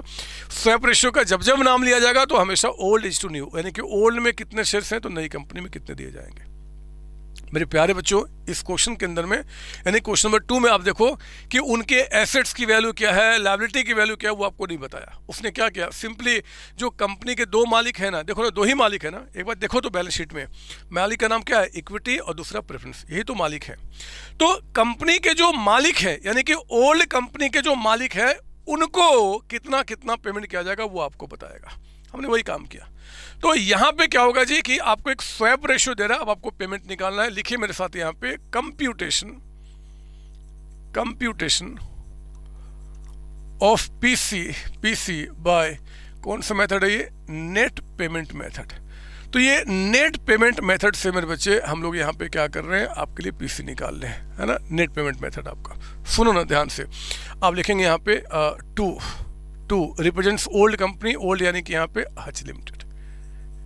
फिर आप लिखेंगे इन, किसमें जी, नई कंपनी यानी कि वोडाफोन। हम यहाँ पे करेंगे कैलकुलेशन, कौन सी चीज़ें कितनी कितनी दी गई हैं कैलकुलेशन, और उस कैलकुलेशन का अमाउंट यहाँ टोटल निकाल के हम उसको पीसी के रूप में बात कर लेंगे। मेरे प्यारे बच्चों, ये कोई प्रिस्क्राइब फॉर्मेट नहीं है, ना तो AS14 के अंदर में, ना आपके इंस्टीट्यूट के स्टडी मटेरियल के अंदर में, ये प्रिस्क्राइब नहीं है। लेकिन इस फॉर्मेट में क्वेश्चन सॉल्व करने से आपको बहुत ज़्यादा चीज़ें सिंपल लगेंगी, इसलिए फॉर्मेट मैंने आपके लिए बनाया है। आप देखिए क्या, जरा बताओ, ओल्ड कंपनी का पहला मालिक कौन है, इक्विटी शेयर। ओल्ड कंपनी का पहला मालिक कौन है जी, इक्विटी शेयर। पहले हम इनकी बात कर लें। जरा क्वेश्चन का फर्स्ट लाइन पढ़ के बताओ कि ओल्ड में जो इक्विटी शेयर है मालिक, उनको नई कंपनी में क्या मिल रहा है, सर इक्विटी शेयर। देखो ना, वोडाफोन आपको 3 क्या देगी, इक्विटी शेयर्स, यानी कि ओल्ड के इक्विटी को नई कंपनी इक्विटी शेयर्स देकर पेमेंट कर रही है। कुछ भी दे सकती है, आप चिंता ना करना, जो भी देगा क्वेश्चन बताएगा। मुझे बताओ बैलेंस शीट देख के जल्दी से बताओ कि बैलेंस शीट में, ओल्ड कंपनी के बैलेंस शीट में नंबर ऑफ इक्विटी शेयर्स कितने हैं, बताओ ना। ओल्ड कंपनी के बैलेंस शीट में नंबर ऑफ इक्विटी शेयर्स, अगर आप कहते हो सर 3,50,000, तो मेरे बच्चे गलत। 3,50,000 अमाउंट है, मैं कहता हूं कि शेयर्स का नंबर बताओ। तो यार 350 का अमाउंट और एक शेयर कहता है कि 10 रुपये का, तो आपका 35,000 है ना। आप एक काम करो, उस 35 को यहाँ पे लिख दो पहले आप। ओल्ड कंपनी में जो इक्विटी शेयर्स है जिनको हमें पेमेंट करना, पहले उसको लिख दो आप, कितने, 35,000। अब मुझे बताओ, ये हम किसका देख रहे हैं जी, इक्विटी का पेमेंट, यानी कि इस रेशियो को देखना, ये स्वैप रेशियो में इसको देखना है, ये ऊपर वाले को, इसको आपको देखना है।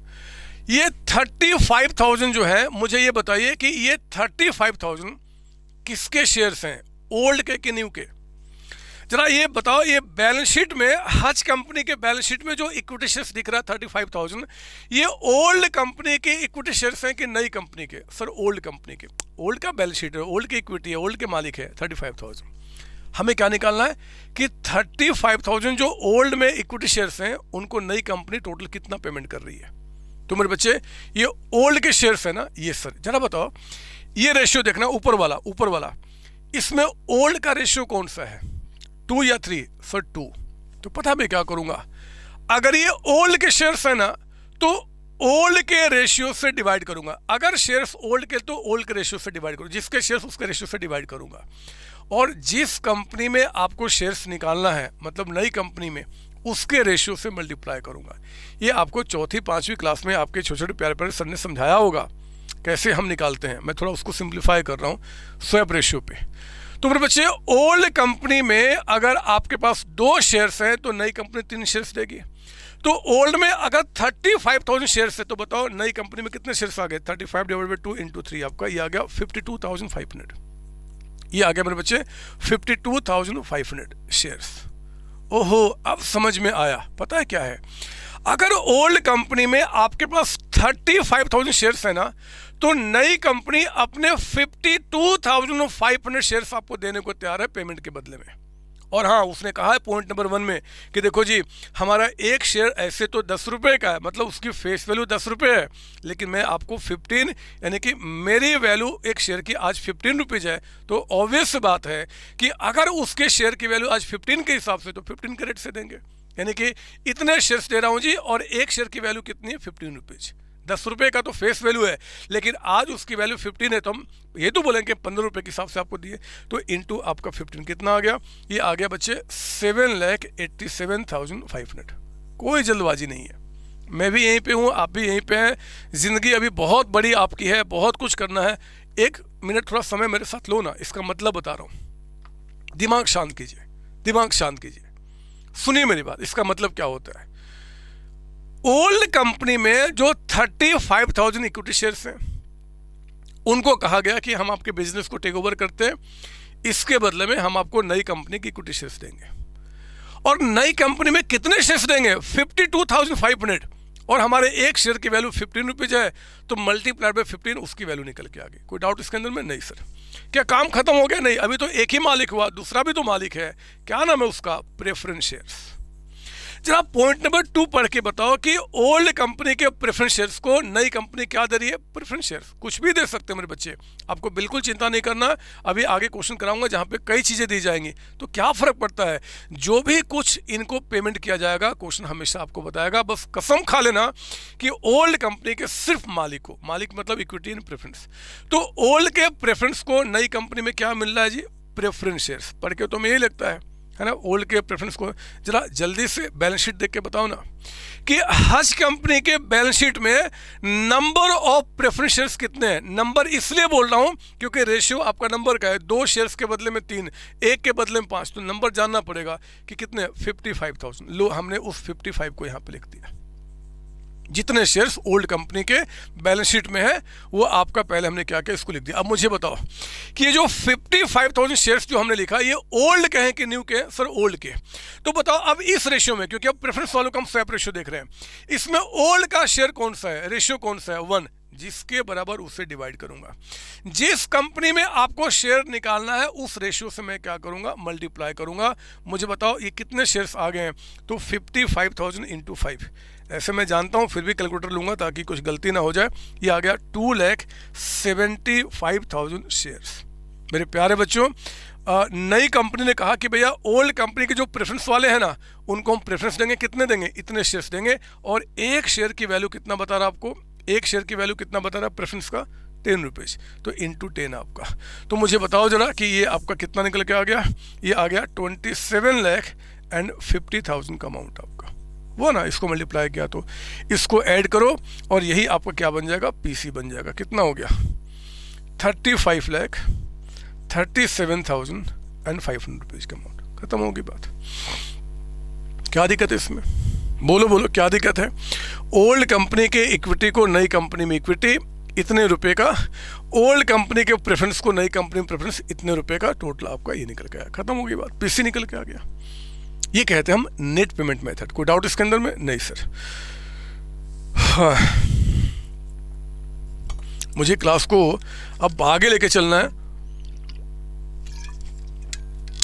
और ये जो समुद्र जिसमें कि आज मेरे बच्चे हम लोग एंट्री किए हैं, अभी किनारे में तैर रहे थे, और उस किनारे से थोड़ा सा अंदर आपको लेके चलूँगा और आपको बताऊंगा कि जितने अंदर हम गहराई में जाएंगे क्या मस्त आपको मज़ा आने वाला है। तैराकी सिखाऊंगा एक्चुअली आपको, इसमें कोई डाउट नहीं सर। एक बार मैं फिर से पीछे आके आपको बताना चाहता हूँ कि क्या होगा। यहाँ पे दो मेथड है मेरे बच्चे, कहाँ चला गया वो? पीसी निकालने के हमारे पास दो मेथड है, एक आपका नेट एसेट्स, एक नेट पेमेंट। नेट एसेट्स में क्या होगा जी? एसेट्स की मार्केट वैल्यू माइनस लायबिलिटी और आपका पीसी निकल के आ जाएगा। सर पेमेंट में क्या होगा? कुछ भी नहीं, ओल्ड कंपनी के जो भी मालिक रहे होंगे, चाहे इक्विटी चाहे प्रेफरेंस चाहे दोनों, जो भी मालिक रहे होंगे, इनको कितना कितना पेमेंट किया जाएगा वो बताएगा, उसको ऐड करना, पीसी निकल के आ जाएगा, काम खत्म हो जाएगा। कोई डाउट इसके अंदर में? नहीं सर। एक सर सवाल है, अभी रुको ना, थोड़ा दिमाग तो शांत करो, हो ना, अभी क्यों चिंता कर रहे हो? मुझे अब थोड़ा सा आगे चलने दो, कुछ और गहराई में इस AS14 पे आने दो, कुछ और गहराई में आपको लेके जाने दो। सुनो मेरी बात, अब दिमाग शांत कर लो, कुछ मैं बताना चाहता हूं, लिखना बंद, मेरी बात सुनेंगे मेरे बच्चे। हज कंपनी के बैलेंस शीट में यहाँ पे एसेट्स हैं, इधर आपका शेयर कैपिटल है, लायबिलिटी है, और फिर आपका यहाँ पे ये।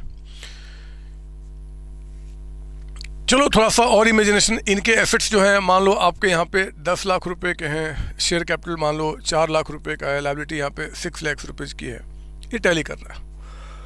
ये कंपनी को वोडाफोन ने हम भी लिखे नहीं बच्चे, लिखना नहीं, अब आपको मेरी बात सुनना, वोडाफोन ने टेक ओवर कर लिया। कहा कि देखो जी आपके जो एसेट्स है ना उसकी वैल्यू आज लगाते हैं 13 लाख रुपीज़, 13 लाख रुपीज़, है ना। हम लोग नेट एसेट्स से समझने की कोशिश कर रहे हैं कि इसमें क्या हुआ था जी, आपका एसेट्स कितने का? 13 का। लायबिलिटी कितना? 6, मान लो 6 ही पे करना है तो ठीक है, अमाउंट कितना निकल के आ गया आपका? 7 लाख रुपीज़, है ना। ये आपका क्या बन गया? पीसी बन गया 7 लाख। तो आपका पीसी कितना आ गया? 7 लाख रुपीज़ हो गया। कौन से मेथड से? नेट एसेट से।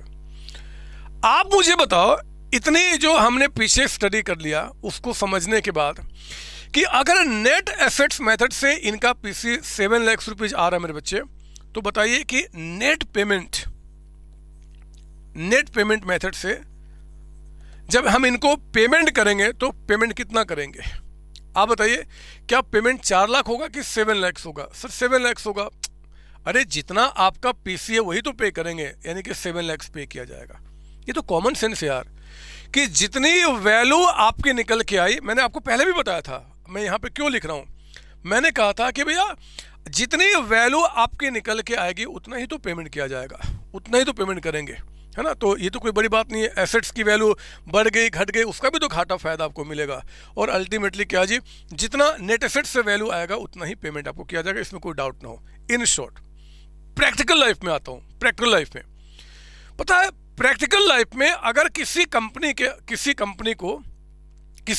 का अगर हम पीसी निकालते हैं तो आप वो पीसी इस मेथड से निकालो चाहे इस मेथड से निकालो, आपका सेम आंसर आएगा। क्योंकि मेरे बच्चे जितने आपके एसेट्स की वैल्यू लगाई जाएगी उतना ही तो आपको पे करूंगा। अगर आपका घर हमने 50 लाख रुपीज का लगाया था कीमत और 8 लाख रुपीज उस पर लायबिलिटी है, तो अगर मान लो उसके मुताबिक अगर हमने आपकी वैल्यू 42 लाख रुपीज लगाया था, ये देखिए आप यहाँ पे 42 लाख, अगर हमने आपका कीमत 42, तो मैं आपको पेमेंट भी कितना करूंगा? 42 ही तो करूंगा। इसमें कौन सी बड़ी बात है?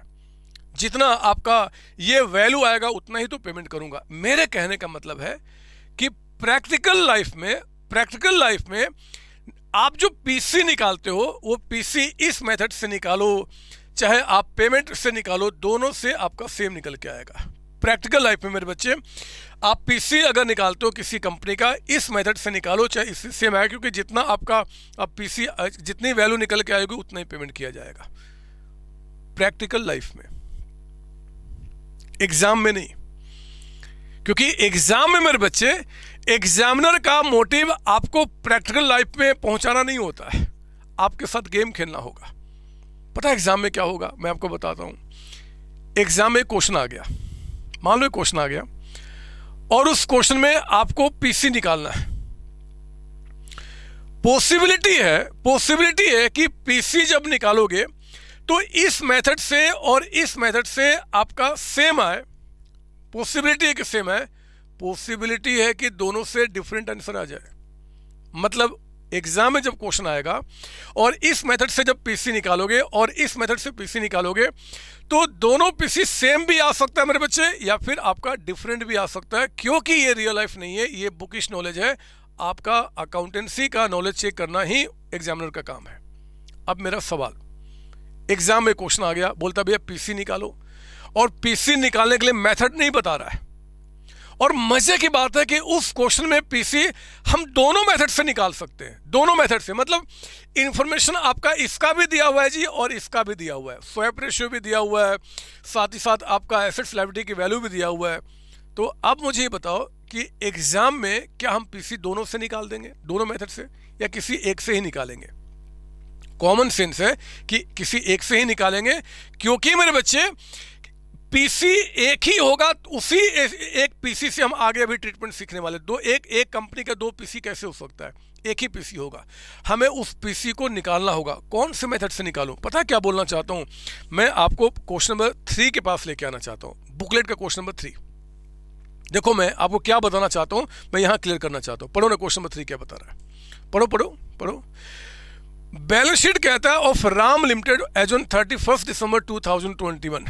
राम लिमिटेड का बैलेंस शीट है जिसमें कि फिक्स एसेट्स है, करंट एसेट्स है, शेयर कैपिटल है, करंट लायबिलिटी है, रिजर्व सरप्लस है। ध्यान रखना शेयर कैपिटल। अब यहाँ नहीं बता रहा कि कौन से शेयर, तो याद रखना कि कोई भी ऐसी कंपनी नहीं होती मेरे बच्चे जिसमें कि इक्विटी शेयर्स ना हो, प्रेफरेंस शेयर्स ना हो। ऐसी लाखों कंपनी है, कंपनी के मेन मालिक इक्विटी होते हैं। तो अगर एग्जाम में ऐसा क्वेश्चन आ जाए और आपको ना बताए कि कौन से शेयर्स है, तो हमेशा आप मानना कि वो इक्विटी शेयर्स है, कोई नोट की भी रिक्वायरमेंट नहीं है। पूरे अकाउंटेंसी में 11th क्लास से ये चीज़ चलते जा रहा है ना, आप इतने बड़े हो चुके हैं। आगे पढ़ना। Ram limited was taken over by A limited. Ram को किसने टेक ओवर किया? ए ने। ओल्ड कंपनी कौन है? राम। लिखो ना, राम के आगे में ओल्ड कंपनी लिखो ना, राम के ऊपर में ओल्ड और ए के ऊपर में न्यू। ये आदत डालो, इसका फायदा आगे आपको मिलेगा। तो Ram limited was taken over by A limited. Ram is the old company और A is the new company. ठीक है, आगे पढ़ना। Fixed assets should be taken over at 90,000। ये लीजिए, मैं यहाँ पे आ गया, एक बार फिर से आपके पास ही रखूंगा ताकि आप क्लियरिटी लेकर आएंगे दिमाग में। कहता है कि फिक्स्ड एसेट्स, आपके पास दो मेथड है, एक हमारे पास क्या है जी, नेट एसेट्स, और एक है नेट पेमेंट। ये दो मेथड है ना। तो कहता है कि fixed assets should be taken over at 90,000। आपके फिक्स एसेट्स की वैल्यू 90,000 रुपये लगाई गई है। आप बताओ ये इन्फॉर्मेशन किस में यूज होगा? नेट एसेट्स मेथड में, है ना, एसेट्स माइनस लायबिलिटी। तो हम यहाँ पे करेंगे। फिर कहता है आगे पढ़ना, current assets, current liability be taken over at 110% and 90%। आपके बैलेंस शीट में जो करंट एसेट्स है, करंट लायबिलिटी है, उनकी वैल्यू बता रहा है। तो ये इसी मेथड की रिक्वायरमेंट हुआ ना। ये सारी बातें कहाँ का हो गया? नेट एसेट्स मेथड का। सॉरी, ये सारी बातें कहाँ का हो गया जी? नेट एसेट्स मेथड का हो गया। अच्छा, आगे पढ़ना, point number 3। 3 equity shares of A limited. एक मिनट, ए मतलब नई कंपनी, नई कंपनी के 3 equity shares would be issued for every 2 shares held in Ram limited eight the rate of 12 each. मतलब कि ओल्ड इज टू न्यू का रेशियो भी बता दिया। लो, आपको कहता है कि ओल्ड में 2 शेयर्स हैं तो नए में 3 दिया जाएगा। हमने क्या नाम दिया था इसको जी? Swap ratio. स्वैप रेशियो की कहानी अभी और आगे चलेगी, आप चिंता नहीं करें, बट फिलहाल old is to new, old में 2 तो नई कंपनी में 3 शेयर्स दिए जाएंगे। ये आपको बता रहा है। ठीक है, मतलब मैं तो देख रहा हूँ ये कहाँ पर यूज होगा? इस मेथड के अंदर में। अब एक अजीब सी विडंबना, एक अजीब सी परेशानी इस क्वेश्चन के अंदर मेरे बच्चे। आपको पीसी निकालने के लिए इस मेथड के भी आपके पास इंफॉर्मेशन है और इस मेथड के भी इंफॉर्मेशन है। याद रखना, पीसी किसी एक से ही निकालना है, 2 से निकालने का काम नहीं करना, वो गलत हो जाएगा, क्योंकि किसी भी एक कंपनी की जो वैल्यू होगी कोई एक ही होगी। अब मुझे बताओ कि इस क्वेश्चन के अंदर में पीसी में कौन से मेथड से निकालूं, क्योंकि हो सकता है कि दोनों से अलग अलग पीसी आ जाए। और इसका एग्जाम में तो मेरे बच्चे 99% की श्योरिटी है कि एग्जाम में दोनों से अलग अलग पीसी आएगा। आपको किसी एक से निकालना, मैं किससे निकालूं? तो सर हमें तो ये मेथड ज़्यादा अच्छा लग रहा है ना, ये ज़्यादा अच्छा लग रहा है। बदमाश, अरे अच्छा खराब से यहाँ पे चैप्टर नहीं चलने वाला। अच्छे और खराब के लिए चैप्टर थोड़े पढ़ रहे हैं, कॉन्सेप्ट के लिए पढ़ रहे हैं, लॉजिक के लिए पढ़ रहे हैं। तो आप मुझे बताओ लॉजिकली, सिंपलिसिटी की बात नहीं कर रहा, लॉजिकली बताइए कि आपके मुताबिक पीसी कौन से मेथड से निकलना चाहिए एग्जाम में, अगर दोनों ही मेथड के इंफॉर्मेशन दिए हुए हैं तो। बोलो ना, क्या बोलो ना सर। नहीं समझ में आ रहा है तो मेरे प्यारे बच्चों, हूं ना अभी, आप क्यों चिंता कर रहे हैं? आप एक नोट लिखिए, बातें समझ में आ जाएंगी। लिखेंगे, आप लिखेंगे इंपॉर्टेंट नोट, लिखेंगे आप नोट, है ना। दोनों मेथड के बाद आप नोट लिख रहे हैं। If method of computation of PC is not given in question, comma, we should start calculating PC by net payment method. मेरे प्यारे बच्चों, अगर एग्जाम में क्वेश्चन ना बताए कि पीसी आपको कौन से मेथड से निकालना है, तो आप किसको प्रेफर करेंगे? नेट पेमेंट मेथड को। यानी कि नेट पेमेंट मेथड से, यानी कि आप कसम खा लो कि आज के बाद मेरे बच्चे, जितने भी हम क्वेश्चंस आगे पढ़ेंगे, अगर क्वेश्चन के अंदर में नेट पेमेंट मेथड का इंफॉर्मेशन क्वेश्चन में दिया रहेगा, कौन सा इंफॉर्मेशन था? तो नेट पेमेंट में यही तो था कि भैया ओल्ड कंपनी के जो मालिक हैं, इक्विटी चाहे प्रेफरेंस चाहे दोनों, उनको कितना कितना पेमेंट किया गया। अगर एग्जाम के अंदर में, क्वेश्चन के अंदर में आपको बता दे कि ओल्ड के जो कंपनी के जो ओनर हैं, यानी कि इक्विटी प्रेफरेंस, उनको कितना कितना पेमेंट किया गया, और इसके साथ साथ नेट एसेट्स मेथड का भी इंफॉर्मेशन हो, तो भी हम लोग पीसी क्या करेंगे? नेट पेमेंट मेथड से ही निकालेंगे। यानी कि हमारा कसम खा लेना है आज के बाद कि पीसी हम हमेशा क्या करेंगे जी? नेट पेमेंट से। लेकिन मेरे बच्चे, लेकिन सोचो ना, हमने तो कसम दिला दिया कि एग्जाम में अगर क्वेश्चन ना बताए तो पीसी आपको नेट पेमेंट से निकालना हमेशा। एक काम करें क्या, एक बार जरा क्वेश्चन नंबर आप पढ़ना ना मेरे साथ, आपका 2, क्वेश्चन नंबर 2 पढ़ना। क्वेश्चन नंबर 2, 1 छोड़ो, 2 पढ़ो आप। कहता है कि भैया इक्विटी, दोबारा पढ़ लो, कर लिया मुझे पता, बट फिर भी पढ़ लो। इक्विटी है, प्रेफरेंस है, रिजर्व है, लायबिलिटी है, एसेट्स है। नीचे बिजनेस कहता है कि हज का एब्जॉर्ब बाय ये। वोडाफोन क्या करेगा जी? 3 शेयर्स देगा 2 शेयर्स के बदले में। वोडाफोन फिर 5 प्रेफरेंस शेयर्स देगा 1 के बदले में। बोलता है पीसी निकालो। यहाँ पे पीसी तो निकालने के लिए बोला, लेकिन पीसी निकालने का मेथड आपको नहीं बताया। हमने आंख बंद कर ली, कोई बात नहीं, ना बताया ना तो नेट पेमेंट से। मेथड नहीं बताओगे नेट पेमेंट से, तो नेट पेमेंट से क्या करेंगे जी? हमने पिछले वाले क्वेश्चन में पीसी निकाल दिया। ये देखो, आपका पिछले वाले क्वेश्चन में नेट पेमेंट से पीसी निकाला था ना बच्चे, ये हमने निकाल दिया। अब क्वेश्चन नंबर 1 में आना, यही चीज क्वेश्चन नंबर 1 में पढ़ो जरा। 1 फटाफट। बैलेंस शीट कहता है कि हज लिमिटेड का land, building, machine, furniture, debtors, cashier, यहाँ equity, preference, reserve, debentures, creditors, ठीक है।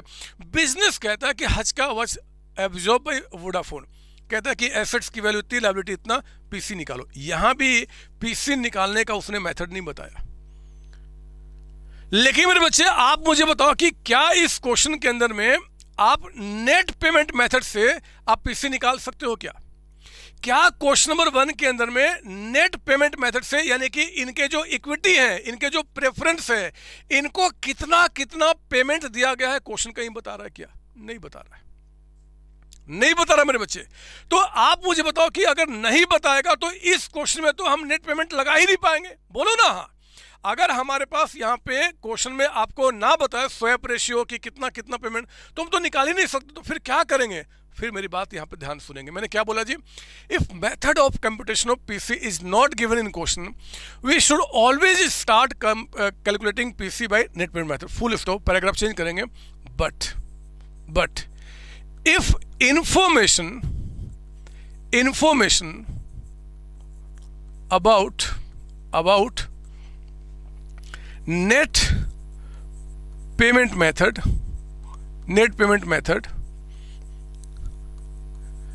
is not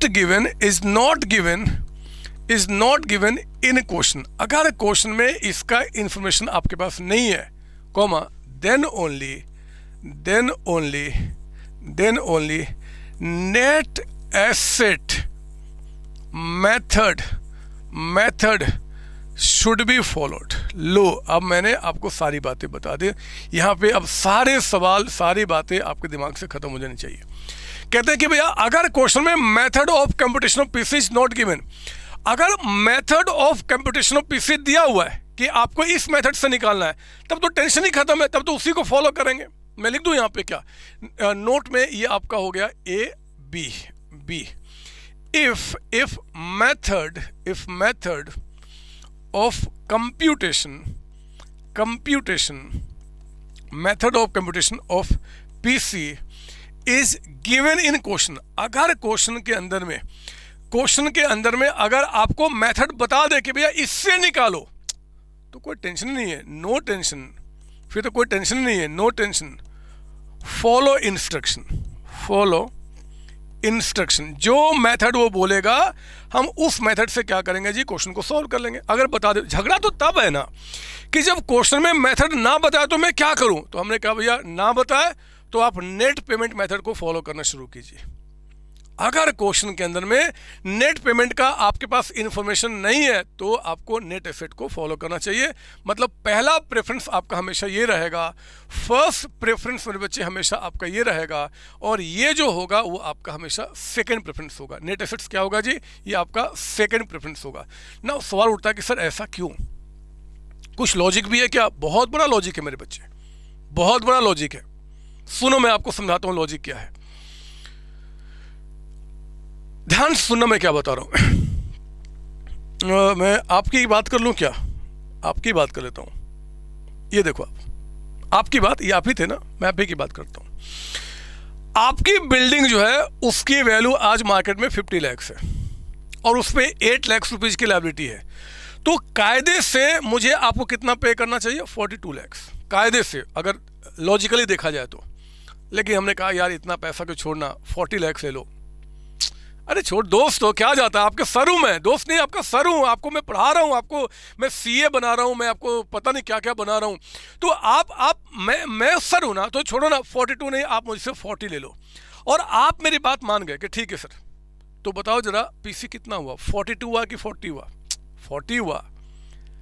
अरे जब मैंने ये बात बोल दी कि 40 लाख मैं आपको दूंगा और 40 ही मैंने दिया, तो आपके एसेट्स की आज वैल्यू क्या है, लायबिलिटी की वैल्यू क्या फर्क पड़ता है? 40 पीसी हो गया, वही आपका सत्य है, वही सत्य है और बस वही सत्य है। आपने दूसरा केस ऐसे वैल्यू 42 बना था, आपने बोला सर क्या बात करते हो, मैं आपका बच्चा हूं, आप एक काम करो ना, मुझे थोड़ा पैसे की रिक्वायरमेंट 45 पे कर दो। हमने बोला चल कोई बात नहीं, बहुत बड़ा इंसान हूं मैं आपको 45 पे कर दूंगा। मैंने 45 दे दिया आपको, तो दिया कितना, पेमेंट कितना किया, 45 किया ना, तो 45 पीसी होगा ना बच्चे। अरे बोलो तो कम से कम, हाँ मैं आपसे बात कर रहा हूं, आप मत सोचो कि सर पता नहीं कहां बैठे हुए, कहीं 7 समुंदर दूर नहीं बैठा हुआ, आपके पास ही हूं मैं। अरे बोलो ना, अगर एक बार जब डिसाइड हो गया कि मैं इतना पेमेंट आपको करूंगा तो फिर उतना ही तो पेमेंट करूंगा, फिर एसेट्स की वैल्यू कितनी है, लायबिलिटी, कोई मतलब ही नहीं बनता। इन शॉर्ट मैंने आपको प्रूफ करना था कि ये लॉजिकल बात है, आपका इंस्टीट्यूट इस बात को बोलता है और बिल्कुल लॉजिकल है कि भैया अगर क्वेश्चन में पीसी निकालने का मेथड बता दे तो कोई टेंशन नहीं, उसको फॉलो कर लो। लेकिन अगर मेथड ना बताया तो आपका पहला प्रेफरेंस हमेशा नेट पेमेंट होगा। नेट पेमेंट का इन्फॉर्मेशन नहीं होगा तो ही आपको नेट एसेट्स को फॉलो करना होगा। मेरे बच्चे आओ, अब मैं क्वेश्चन नंबर 3 आपको करके दिखाना चाहता हूं और बताना चाहता हूं कि दूसरे बच्चों से आपके अंदर में जो शक्तियां हैं वो कितनी ज़्यादा है। आपको विश्वास नहीं है ना, कोई दोस्त तो आपका होगा, कोई दोस्त जो सामने से दोस्त बट अंदर से आपको उससे दुश्मनी है, कुछ ऐसे जिन लोगों पे आप खुंदक खाते हो। आप एक काम करना, एग्जामिनेशन हॉल के अंदर में एग्जाम से 1 सेकंड पहले, 1 मिनट पहले आप उसके कान में बोल देना एमलगमेशन ऑफ कंपनी। आप बिलीव कीजिए वो बच्चा वहीं बेहोश हो जाएगा। और अगर आपने ये काम 1 घंटा पहले कर दिया, उसको फ़ोन करके बोल दिया, तो वो एग्जामिनेशन हॉल में भी नहीं जाएगा, कहीं जाके मस्ती करेगा, लेकिन हिम्मत नहीं होगा कि एग्जामिनेशन हॉल में आए, क्योंकि उसको वो डर बैठा इस चैप्टर के साथ। एमलगमेशन ऑफ कंपनी इस लेवल का चैप्टर माना जाता है। लेकिन याद रखना, मैं कसम खा रहा हूं, आप बस अभी दिमाग में इफ और ना आने दो। अभी बस चलते रहो ना, जो आपके सर बोल रहे हैं सब सच बोल रहे हैं, समय आने दो, सब कुछ प्रूफ करूंगा, सब कुछ सही होगा। और आपको इस चैप्टर से ज़्यादा सिंपल कोई चैप्टर लगेगा नहीं। एग्जाम में किसी चैप्टर का क्वेश्चन आएगा, आप लिख के आओगे ये नहीं करूंगा, मुझे अमलगमेशन का दो, और आप ऐसा होगा, देख लेना, मज़ा भी आएगा आपको जब ऐसे करके एग्जामिनेशन हॉल से बाहर आओगे। खैर आइए, अब क्वेश्चन नंबर 3 करा रहा हूँ। मैंने आपको जो पॉइंट लिखा है उसके बाद पढ़ेंगे, एक बार दोबारा पढ़ लो। बैलेंस शीट कहता है कि राम लिमिटेड का 31 दिसंबर को फिक्स एसेट्स है, करंट है, इक्विटी शेयर कैपिटल है, करंट लायबिलिटी है, रिजर्व है। राम लिमिटेड को टेक ओवर किया ए ने, A is the new company, Ram is the old. Fix assets की वैल्यू इतनी है, करंट एसेट्स करंट लायबिलिटी की वैल्यू इतनी है। 3 इक्विटी शेयर्स ऑफ ए, लिख दूँ मैं यहाँ पे, old is to new, old is to new. कहता है कि ए के 3 shares would be issued, A is the new company ना, तो 3 शेयर्स दिए जाएंगे। ओल्ड के कितने, for every 2:3। This is swap ratio, swap ratio दिमाग में बैठा लो, क्योंकि अभी इसका डिस्कशन हम अगले क्लास में और अच्छी तरीके से करेंगे। 2:3 आपका बोलता है कि पीसी निकालो। अगेन पीसी निकालने का उसने मेथड नहीं बताया, मेथड बोलता तो मैं उससे निकालता, ना बताया तो बताओ कि यहाँ पे पीसी में कौन से मेथड से निकालूं। तो इसके लिए आपको अपने इंस्टीट्यूट के गाइडेंस को फॉलो करना होगा। नेट पेमेंट मेथड पहला प्रेफरेंस है, अगर इसका इन्फॉर्मेशन है तो हम उससे निकालेंगे। ये पॉइंट नंबर 3 हमें मिला जिसपे कि हम नेट पेमेंट को फॉलो कर सकते हैं। लिखो ना यहाँ पे, computation, computation of PC by net payment method. ये आपके एग्जाम का क्वेश्चन है मेरे बच्चे, और ये 4 मार्क्स में क्वेश्चन आपका आया हुआ है, 4 मार्क्स के अंदर में, है ना, 4 मार्क्स। तो आप चेक करते हैं क्या, नेट पेमेंट मेथड से हम लोग यहाँ पे पीसी निकाल रहे हैं। आओ जरा, 2 रिप्रेजेंट्स ओल्ड कंपनी, नाम बता दो, ओल्ड कौन है, राम लिमिटेड। लिख देता हूँ मैं यहाँ पे, राम यानी कि ओल्ड, इन यानी कि नई कंपनी ए लिमिटेड। यहाँ पे हम करेंगे कैलकुलेशन, और फिर उस कैलकुलेशन का टोटल लिख के यहाँ पे अमाउंट में पीसी निकालूंगा। जरा जल्दी से बताओ इनका बैलेंस शीट देखकर कि बैलेंस शीट में मालिक कौन कौन है। सर एक ही है, इक्विटी शेयर, प्रेफरेंस तो यहाँ पे है ही नहीं, तो अच्छी बात है। सिर्फ इक्विटी शेयर को पेमेंट के बारे में आपको सोचना है। अरे जो मालिक होगा उसी को तो पेमेंट, प्रेफरेंस होता है तब उसके बारे में सोचता, सिर्फ इक्विटी तो इक्विटी। आप जल्दी से पॉइंट नंबर 3 पढ़ के बताओ कि पॉइंट नंबर 3 में ओल्ड के इक्विटी को नई कंपनी में क्या दिया जा रहा है, सर इक्विटी शेयर्स। ठीक है, कुछ भी दिया जा सकता है, आपको बिल्कुल चिंता नहीं करना क्या दिया जाएगा, क्वेश्चन ऑलरेडी आपको बताएगा। तो ओल्ड की इक्विटी को नई कंपनी में इक्विटी शेयर्स, कितने शेयर्स जरा बताओ। बैलेंस शीट में ओल्ड में नंबर ऑफ इक्विटी कितने हैं मुझे बताइए, ऐसे इसकी रिक्वायरमेंट नहीं है। बैलेंस शीट में मेरे बच्चे 80,000 शेयर कैपिटल है, एक शेयर 10 का, तो शेयर्स कितने हो गए, 8,000।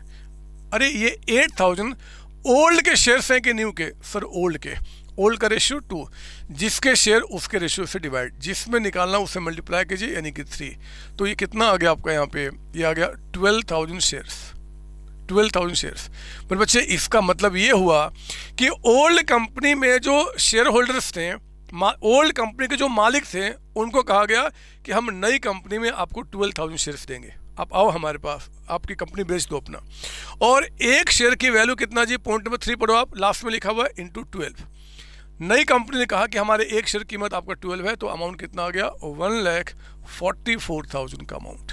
और ये मेरे बच्चे आपका हो गया पीसी 144। ये लीजिए, ये क्वेश्चन CA IPCC में 4 मार्क्स का कभी क्वेश्चन आया था। मुझे बताओ क्या दम है इस क्वेश्चन के अंदर में। 4 मार्क्स आपको मिल चुके हैं, 4 मार्क्स। अब हमें कुछ नहीं करना, उसने कहा था पीसी निकालो। पीसी निकालने के मेरे बच्चे अगर मेथड बताएगा तो उस मेथड से निकालूंगा, ना बताए मेथड तो आपको जो सर ने जो आपको इंस्ट्रक्शन लिखा है उसको फॉलो करना है। पहला प्रेफरेंस समझते क्या होगा, नेट पेमेंट। हाँ, अगर नेट पेमेंट का आपने इन्फॉर्मेशन नहीं दिया तब नेट एसेट्स को करूंगा, क्योंकि नेट पेमेंट का इन्फॉर्मेशन था, हमने उससे पीसी निकाल दिया, क्वेश्चन हमारा खत्म हो चुका है। That's it. कोई डाउट इसके अंदर में? नहीं सर। देखो सुनो ध्यान से, अब लिखना बंद करेंगे आप, मेरी बात सुनिए, मेरी बात सुनिए मैं क्या बोल रहा हूँ। क्वेश्चन खत्म हो गया बच्चे, पीसी निकल गया, कसम से पीसी निकल गया, 4 नंबर मिल गए, किसी की हिम्मत नहीं कि आपके आधे नंबर भी काट ले। लेकिन अब मैं आपको प्रूफ करना चाहता हूं कि इसी क्वेश्चन के अंदर में अगर मैं पीसी निकालता, कौन से मेथड से, वो नेट एसेट से, अगर मैं पीसी निकालता नेट एसेट से, तो क्या सेम पीसी आ रहा है क्या? क्योंकि मैंने कहा था कि देखो जी ये बुकिश नॉलेज है, ये कोई रियल लाइफ नहीं है। रियल लाइफ में दोनों ही मेथड से पीसी सेम आएगा, लेकिन बुक के अंदर में हो सकता है कि नेट पेमेंट से अलग आ जाए, नेट एसेट से अलग आ जाए। तो एक बार चेक करता हूँ कि क्या ऐसा है क्या। चलिए शॉर्ट में, ये आपको करना भी नहीं है, बस मैं करूँगा। बैलेंस शीट में जो फिक्सेड्स 1 लाख के हैं वो पॉइंट नंबर 1 में कहता है कि उसकी आज की वैल्यू 90,000 है, तो फिक्स एसेट्स की मार्केट वैल्यू 90,000 हो गया। बैलेंस शीट में जो करंट एसेट्स 90,000 के हैं, पॉइंट नंबर 2 में कहता है कि उसकी वैल्यू 110% हो चुका है, तो 110 मतलब 99,000, 10% ज़्यादा, तो एसेट्स कितने का आ गया 1,89,000। लेस लायबिलिटी को हम माइनस करते हैं एट पेबल वैल्यू पे, तो लायबिलिटी में क्या दिख रहा है जी, करंट लायबिलिटी मेरे बच्चे 40,000 का है, कहता है कि एट 90%, तो 40 का 90% कितना हो जाएगा 36,000। ये कितना आ गया आपका 153,000, 153। ओहो ये क्या, देखो दोनों से पीसी अलग निकल के आ रहा है। जिन बच्चों को वो जो ऊपर में मैंने नोट लिखाया उसके बारे में नहीं जानकारी है, 99% बच्चे उसके बारे में नहीं जानते हैं, बट आपका इंस्टीट्यूट कहता है कि वो आपको पता होना चाहिए। तो जिन बच्चों को नहीं पता मेरे बच्चे, वो क्या करेंगे, इस क्वेश्चन का आंसर इस मेथड से करके आ गए तो 0 मार्क्स मिलेगा, है ना, क्योंकि यहाँ पे इंस्ट्रक्शन के मुताबिक ये कोई बच्चा बोले कि यार थोड़े मेथड लिखा था, हम तो किसी से भी कर सकते हैं, और वो इससे आंसर करके आ गए, तो मार्क्स कितने मिलेंगे 0। यही किया जाएगा। कुछ स्मार्ट बच्चे होते हैं, दूसरी दुनिया से, दूसरे ग्रह से आए हुए हैं, आप में से भी कुछ बच्चे हो सकते थे, अब नहीं होंगे एक्चुअली, जो सोचते हैं यार इसको, ये 4 नंबर का क्वेश्चन है और 4 नंबर इतने में थोड़े मिल जाएगा, तो क्यों ना हम इसको दोनों ही मेथड से करके आ जाए। अरे होते हैं आप में से कुछ होनहार बच्चे कि यार दोनों से करते मजा आएगा, वो क्या करेंगे, इससे भी करके आ जाएंगे और इससे भी करके आ जाएंगे, और 2 आंसर निकाल के आ जाएंगे और काउंट करेंगे, 2 मार्क्स यहाँ मिलेगा, 2 यहाँ, 4 मिल जाएंगे। मार्क्स कितने मिलेंगे, मार्क्स मिलेंगे 0 मेरे बच्चे, 0, बिग 0, क्योंकि दोनों मेथड से करने का मतलब है कि आपको आपके इंस्टीट्यूट का गाइडलाइंस आपको नहीं पता। दोनों से करने का मतलब है कि आपने अपने संतोष सर से नहीं पढ़ा, संतोष सर की बातें नहीं सुनी, और तभी आपको ये बात नहीं पता था। इसीलिए हमेशा याद रखना, एक से ही निकालना है, पहला प्रेफरेंस आपका वो होगा। यानी कि 4 मार्क्स लेने के लिए बस इतना काम करो, 4 नंबर आपको मिल जाएंगे। दोनों कर दिए तो भी मार्क्स 0, क्योंकि आपको कॉन्सेप्ट फिर नहीं पता। कोई डाउट इसके अंदर में? नहीं सर। ओह कुछ ना स्मेल आ रही है, एक्चुअली वो कहीं लग रहा है कि बाहर में पेंट हो रहा है और सारा पेंट मेरा एसी यहाँ पे बदमाश ने खींच लिया। मेरा अमृत भी खत्म हो गया। ये मुझे एक घुट पीता हूँ ना तो 22 से 24 घंटे कॉन्टिन्यूस बोल सकता हूँ, एक घुट पीने का ही, खाने की जरूरत नहीं पड़ती। ये क्या है नहीं बताऊँगा, अदरवाइज शक्ति आपके अंदर चली जाएंगी। तो 1 2 3 क्वेश्चन हमने ख़त्म किया। अब मैं आगे बढ़ता हूँ। एक बार 6 क्वेश्चन पे आ जाओ। 6 क्वेश्चन पे आइए, एक बार देखते हैं कि ये क्वेश्चन क्या है, और हम लोग अब अपने मन को, दिमाग को शांत रखेंगे और बहुत आसानी से क्वेश्चन सॉल्व करेंगे आगे का। ये लीजिए, मैं इसको हटाऊं। सर बाकी बीच के क्वेश्चन, अरे वो भी कराऊंगा बदमाश, आओ तो पहले 6 क्वेश्चन पे अब आओ। गाइडलाइंस जो है अब आपके दिमाग में है, आप उसको फॉलो करेंगे। कहता है 6 में कि X limited balance sheet as on 31 March 2022 is as follow. X का बैलेंस शीट 31 मार्च 2022 का बता रहा है, जिसमें कि फिक्सेड्स है। सर अब पीपी बोलते हैं, अरे ये बैलेंस शीट पुराने फॉर्मेट में बनाया, बस कॉन्सेप्ट को समझाने के लिए। आगे क्वेश्चन कराऊंगा ना नए फॉर्मेट में, और एग्जाम में जो क्वेश्चन आएगा पुराने में भी आ सकता है, नए में भी आ सकता है। आपका सोल्यूशन जो होगा, बैलेंस शीट जो बनाना होगा, वो हमेशा नए फॉर्मेट में हम भी करेंगे, आप चिंता नहीं करो। आपको तैयार करना ना क्वेश्चन किसी तरीके के लिए, आओ ना। कहता है कि इसमें फिक्सेड्स हैं, इन्वेस्टमेंट है, करंट है, इक्विटी शेयर कैपिटल है, डिवेंचर है, करंट लायबिलिटी। यहाँ भी एक ही मालिक है, इक्विटी शेयर कैपिटल, प्रेफरेंस नहीं है यहाँ पे। Ram limited took over x limited on the following condition. Ram limited ने एक्स लिमिटेड को टेक ओवर किया है।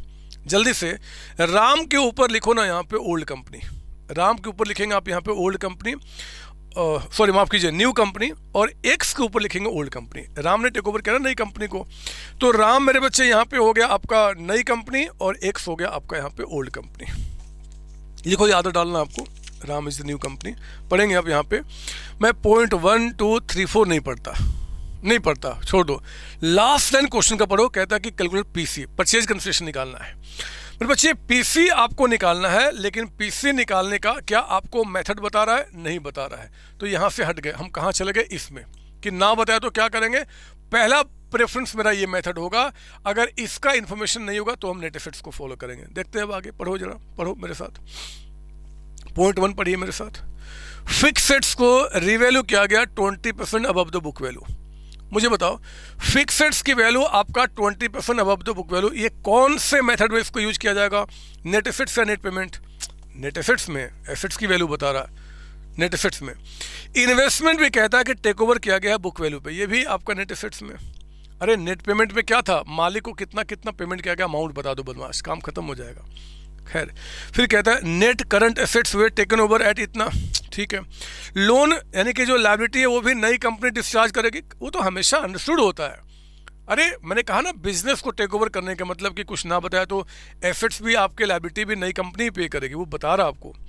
पीसी निकालो मेरे प्यारे बच्चों। इस क्वेश्चन के अंदर में जो कंपनी के जो इक्विटी शेयर्स हैं उनको कितना कितना पेमेंट या क्या पेमेंट किया जाएगा, क्वेश्चन आपको कहीं नहीं बता रहा है। तो अगर क्वेश्चन कुछ ना बताए तो फिर क्या करते हम? फिर तो हम अपना नेट पेमेंट मेथड, माफ कीजिए नेट एसेट्स मेथड, बोलो ना। अगर यहाँ पे इक्विटी वालों को कितना कितना पेमेंट किया जाएगा या क्या पेमेंट किया जाएगा बता दे तब तो ठीक था। अगर कुछ भी ना बताए तो भगवान थोड़ा ही है, फिर हम क्या करेंगे जी? नेट एसेट्स को फॉलो करेंगे, बोलो ना। हाँ ये सर, तो इस क्वेश्चन को हम नेट एसेट्स मेथड से यहाँ पे सॉल्व करेंगे, क्योंकि हमें इक्विटी को पेमेंट करने के बारे में नहीं बता रहा है।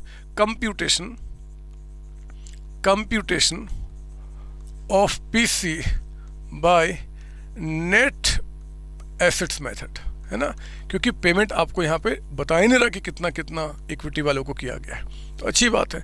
हम लोग क्या करते हैं जी? हम लेते हैं एसेट्स एट कौन से प्राइस पे? मार्केट वैल्यू, है ना। जो भी एसेट्स को हमने टेक ओवर किया उसकी मार्केट वैल्यू। आइए बताइए कौन कौन सा है। तो एसेट्स का नाम बैलेंस शीट से देखना, वैल्यू नीचे में कहता है कि fixed assets. Fixed assets balance sheet में 1 लाख है, नीचे कहता है 120 उसको रिवैल्यू किया गया, 20% मोर आपका। बैलेंस शीट में इन्वेस्टमेंट जो है वो कहता है कि उसकी जो बुक में वैल्यू है वही आज की वैल्यू है। तो मेरे बच्चे 80,000 जो है वो आपका कहता है कि 80 ही रहेगा। और करंट एसेट्स, ओहो बहुत ध्यान से, बच्चे गलतियां करते हैं, है ना। जनरली क्या होता है एग्जाम में कि चीज़ें हमें पता होती है, बट क्वेश्चन को अगर हम ध्यान से नहीं पढ़ते तो गलतियां होती हैं, और अक्सर बच्चे करते हैं। आप नहीं करना। देखो ना ध्यान से क्या है। पॉइंट नंबर 3 में लिखा है नेट करंट एसेट्स। मेरे प्यारे बच्चों, यहां पे उन्होंने करंट एसेट्स नहीं बोला, उन्होंने क्या बोला जी? Net current assets. शायद आपको नहीं पता, नेट करंट एसेट्स का मतलब होता है current assets minus current liability.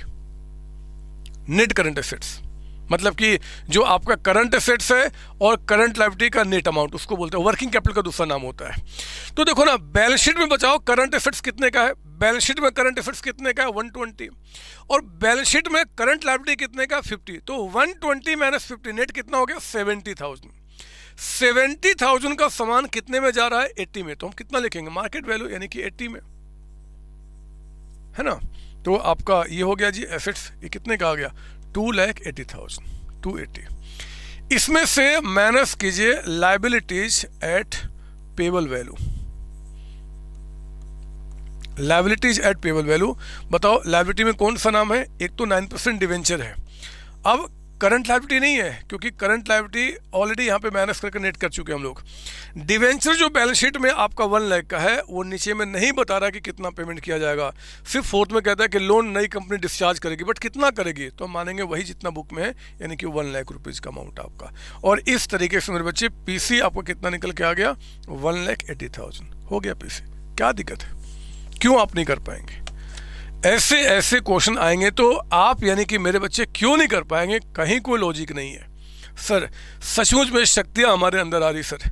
हमें लग रहा है कि हम बहुत स्ट्रांग होते चले जा रहे सर, और लगता है ना कि पता नहीं क्या क्या हमारे अंदर हो चुका है। मेरे बच्चे, इस विश्वास को थोड़ा सा मैं आपको तोड़ना चाहता हूँ। ये विश्वास जो आपके अंदर में अभी नहीं आना चाहिए था, जो अति विश्वास हो चुका, उसको तोड़ना चाहता हूँ, और इसलिए क्वेश्चन नंबर 4 भी मैं कराना चाहता हूँ।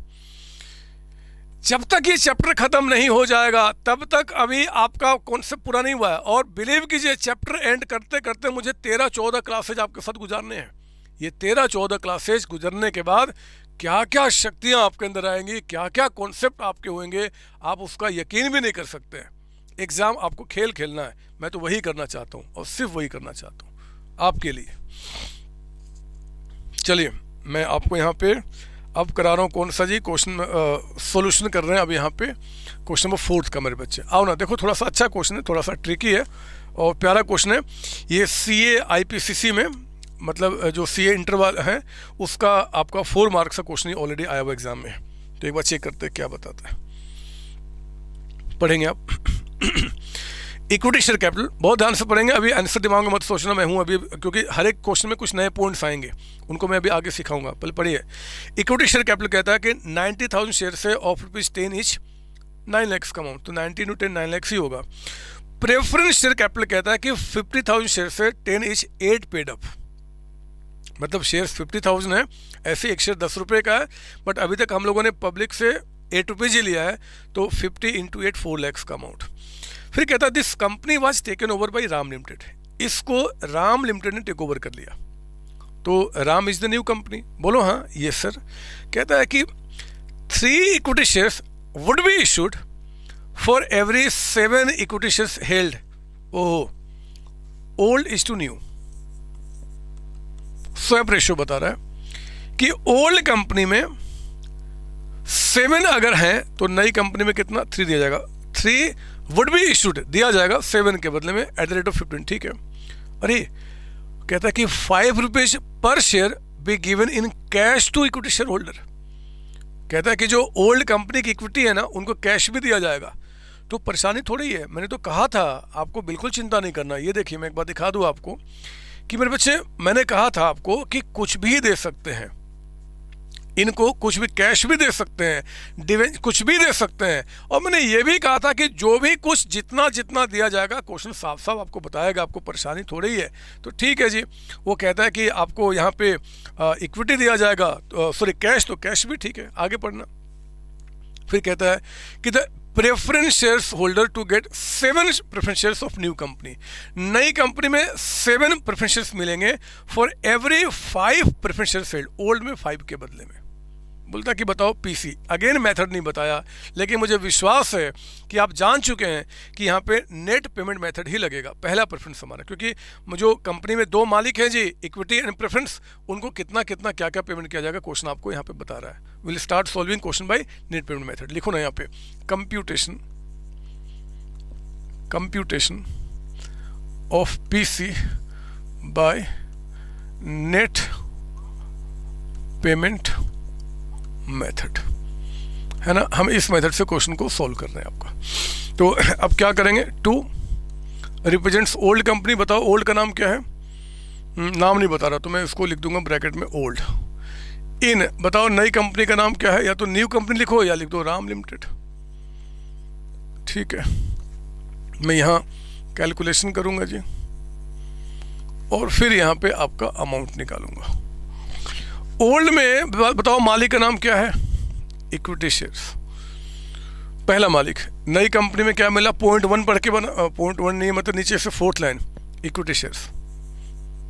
इक्विटी शेयर्स, ओल्ड कंपनी की इक्विटी को नई कंपनी में इक्विटी दिया जा रहा है। बताओ ओल्ड कंपनी में इक्विटी है कितने, 90,000।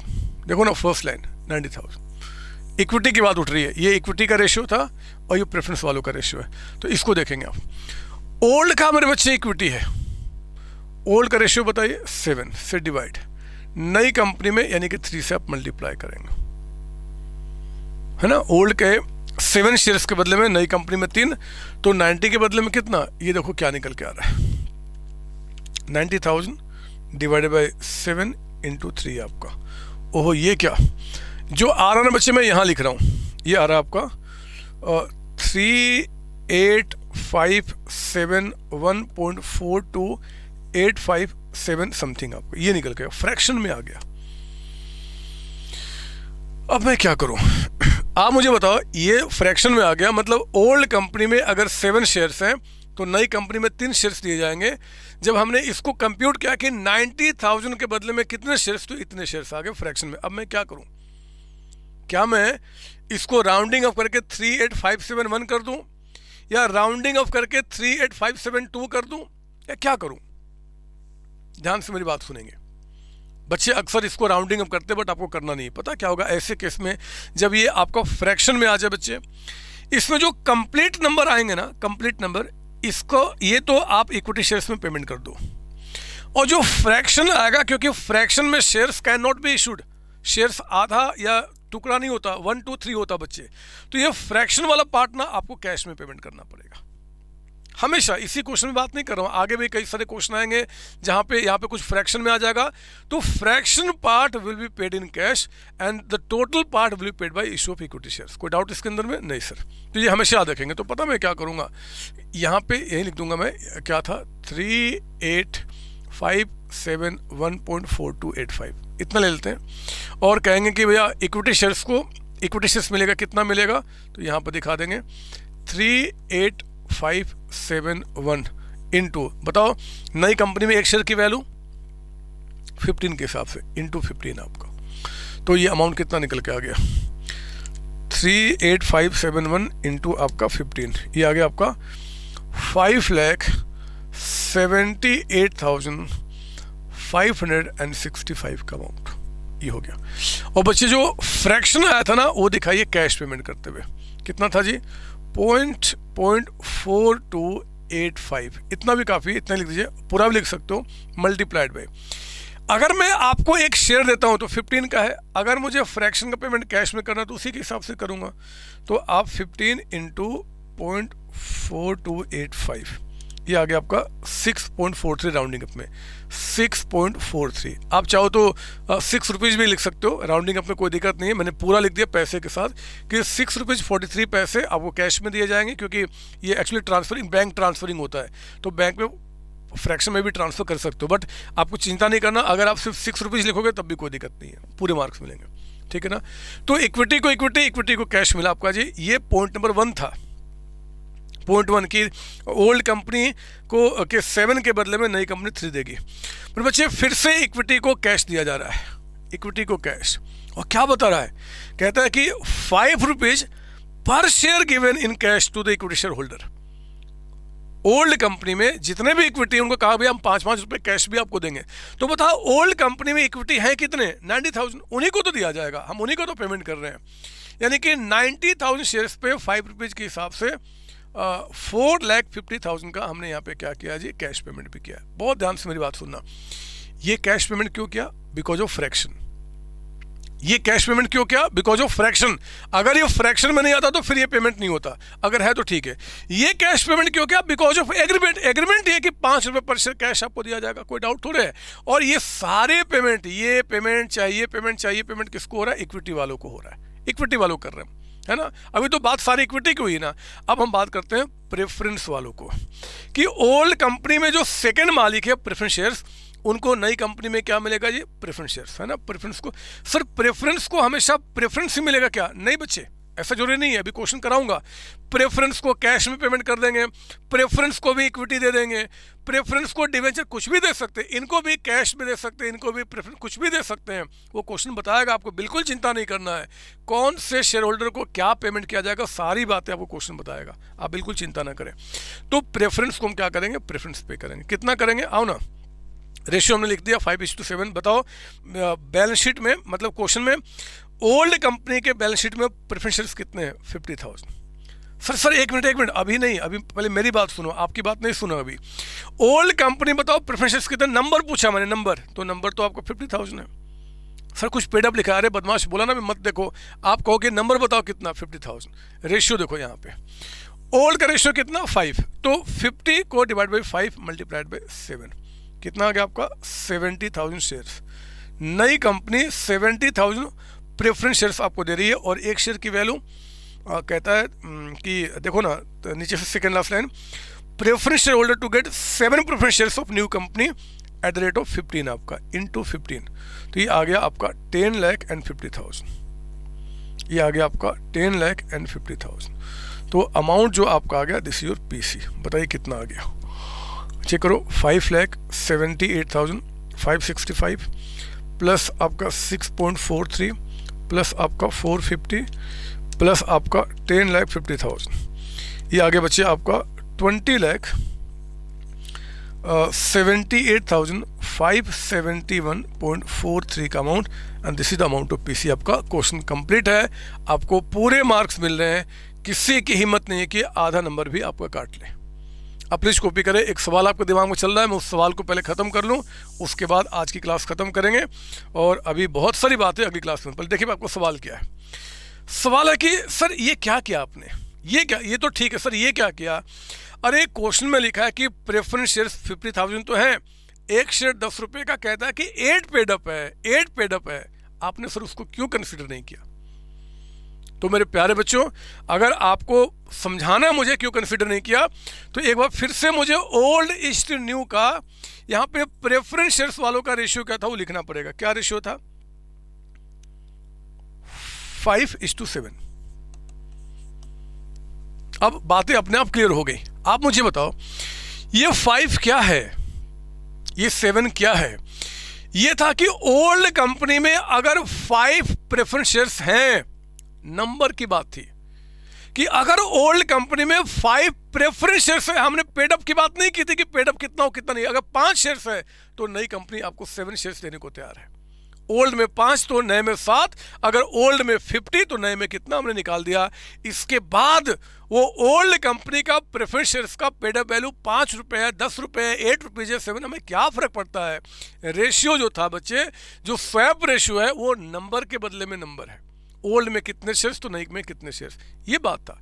तो उसके हिसाब से हमने क्या किया, क्वेश्चन कंप्लीट कर लिया। क्या दिक्कत है इसके अंदर में? समझ मेरी बात। तो यहाँ पे हमें पेडअप से मतलब ही नहीं है। पेडअप से मतलब तब होता है जब यहाँ पेडअप का रेशियो होता है। ये तो नंबर के बदले में नंबर है। 5 अगर है तो हम 7 देंगे, अगर 50 तो हम कितना देंगे, काम खत्म। ठीक है ना? ये सर कोई सवाल? सर एक सवाल तो दिमाग में है मेरे बच्चे, आप चिंता ना करो, शायद मैं वो सवाल जानता हूँ, लेकिन उस सवाल को आज उठाने का फ़ायदा नहीं है, क्योंकि अगर मैं उठा दूंगा तो जिन बच्चों के दिमाग में सवाल नहीं आया होगा वो थोड़े से अभी अगली क्लास का वेट नहीं करेंगे और थोड़ा कन्फ्यूजन होगा। खैर, वो बहुत सारी बातें अभी अगली क्लास में करनी है। और सबसे मेन चीज़ कि ये स्वैप रेशियो जो है ना, ये स्वैप रेशियो ये निकलता कैसे है, इसका कंप्यूटेशन कैसे होता है, ये स्वैप रेशियो क्या 5:7 या 2:3 कैसे डिसाइड होता है, इन सारी बातों को अभी सीखना बाकी है मेरे बच्चे।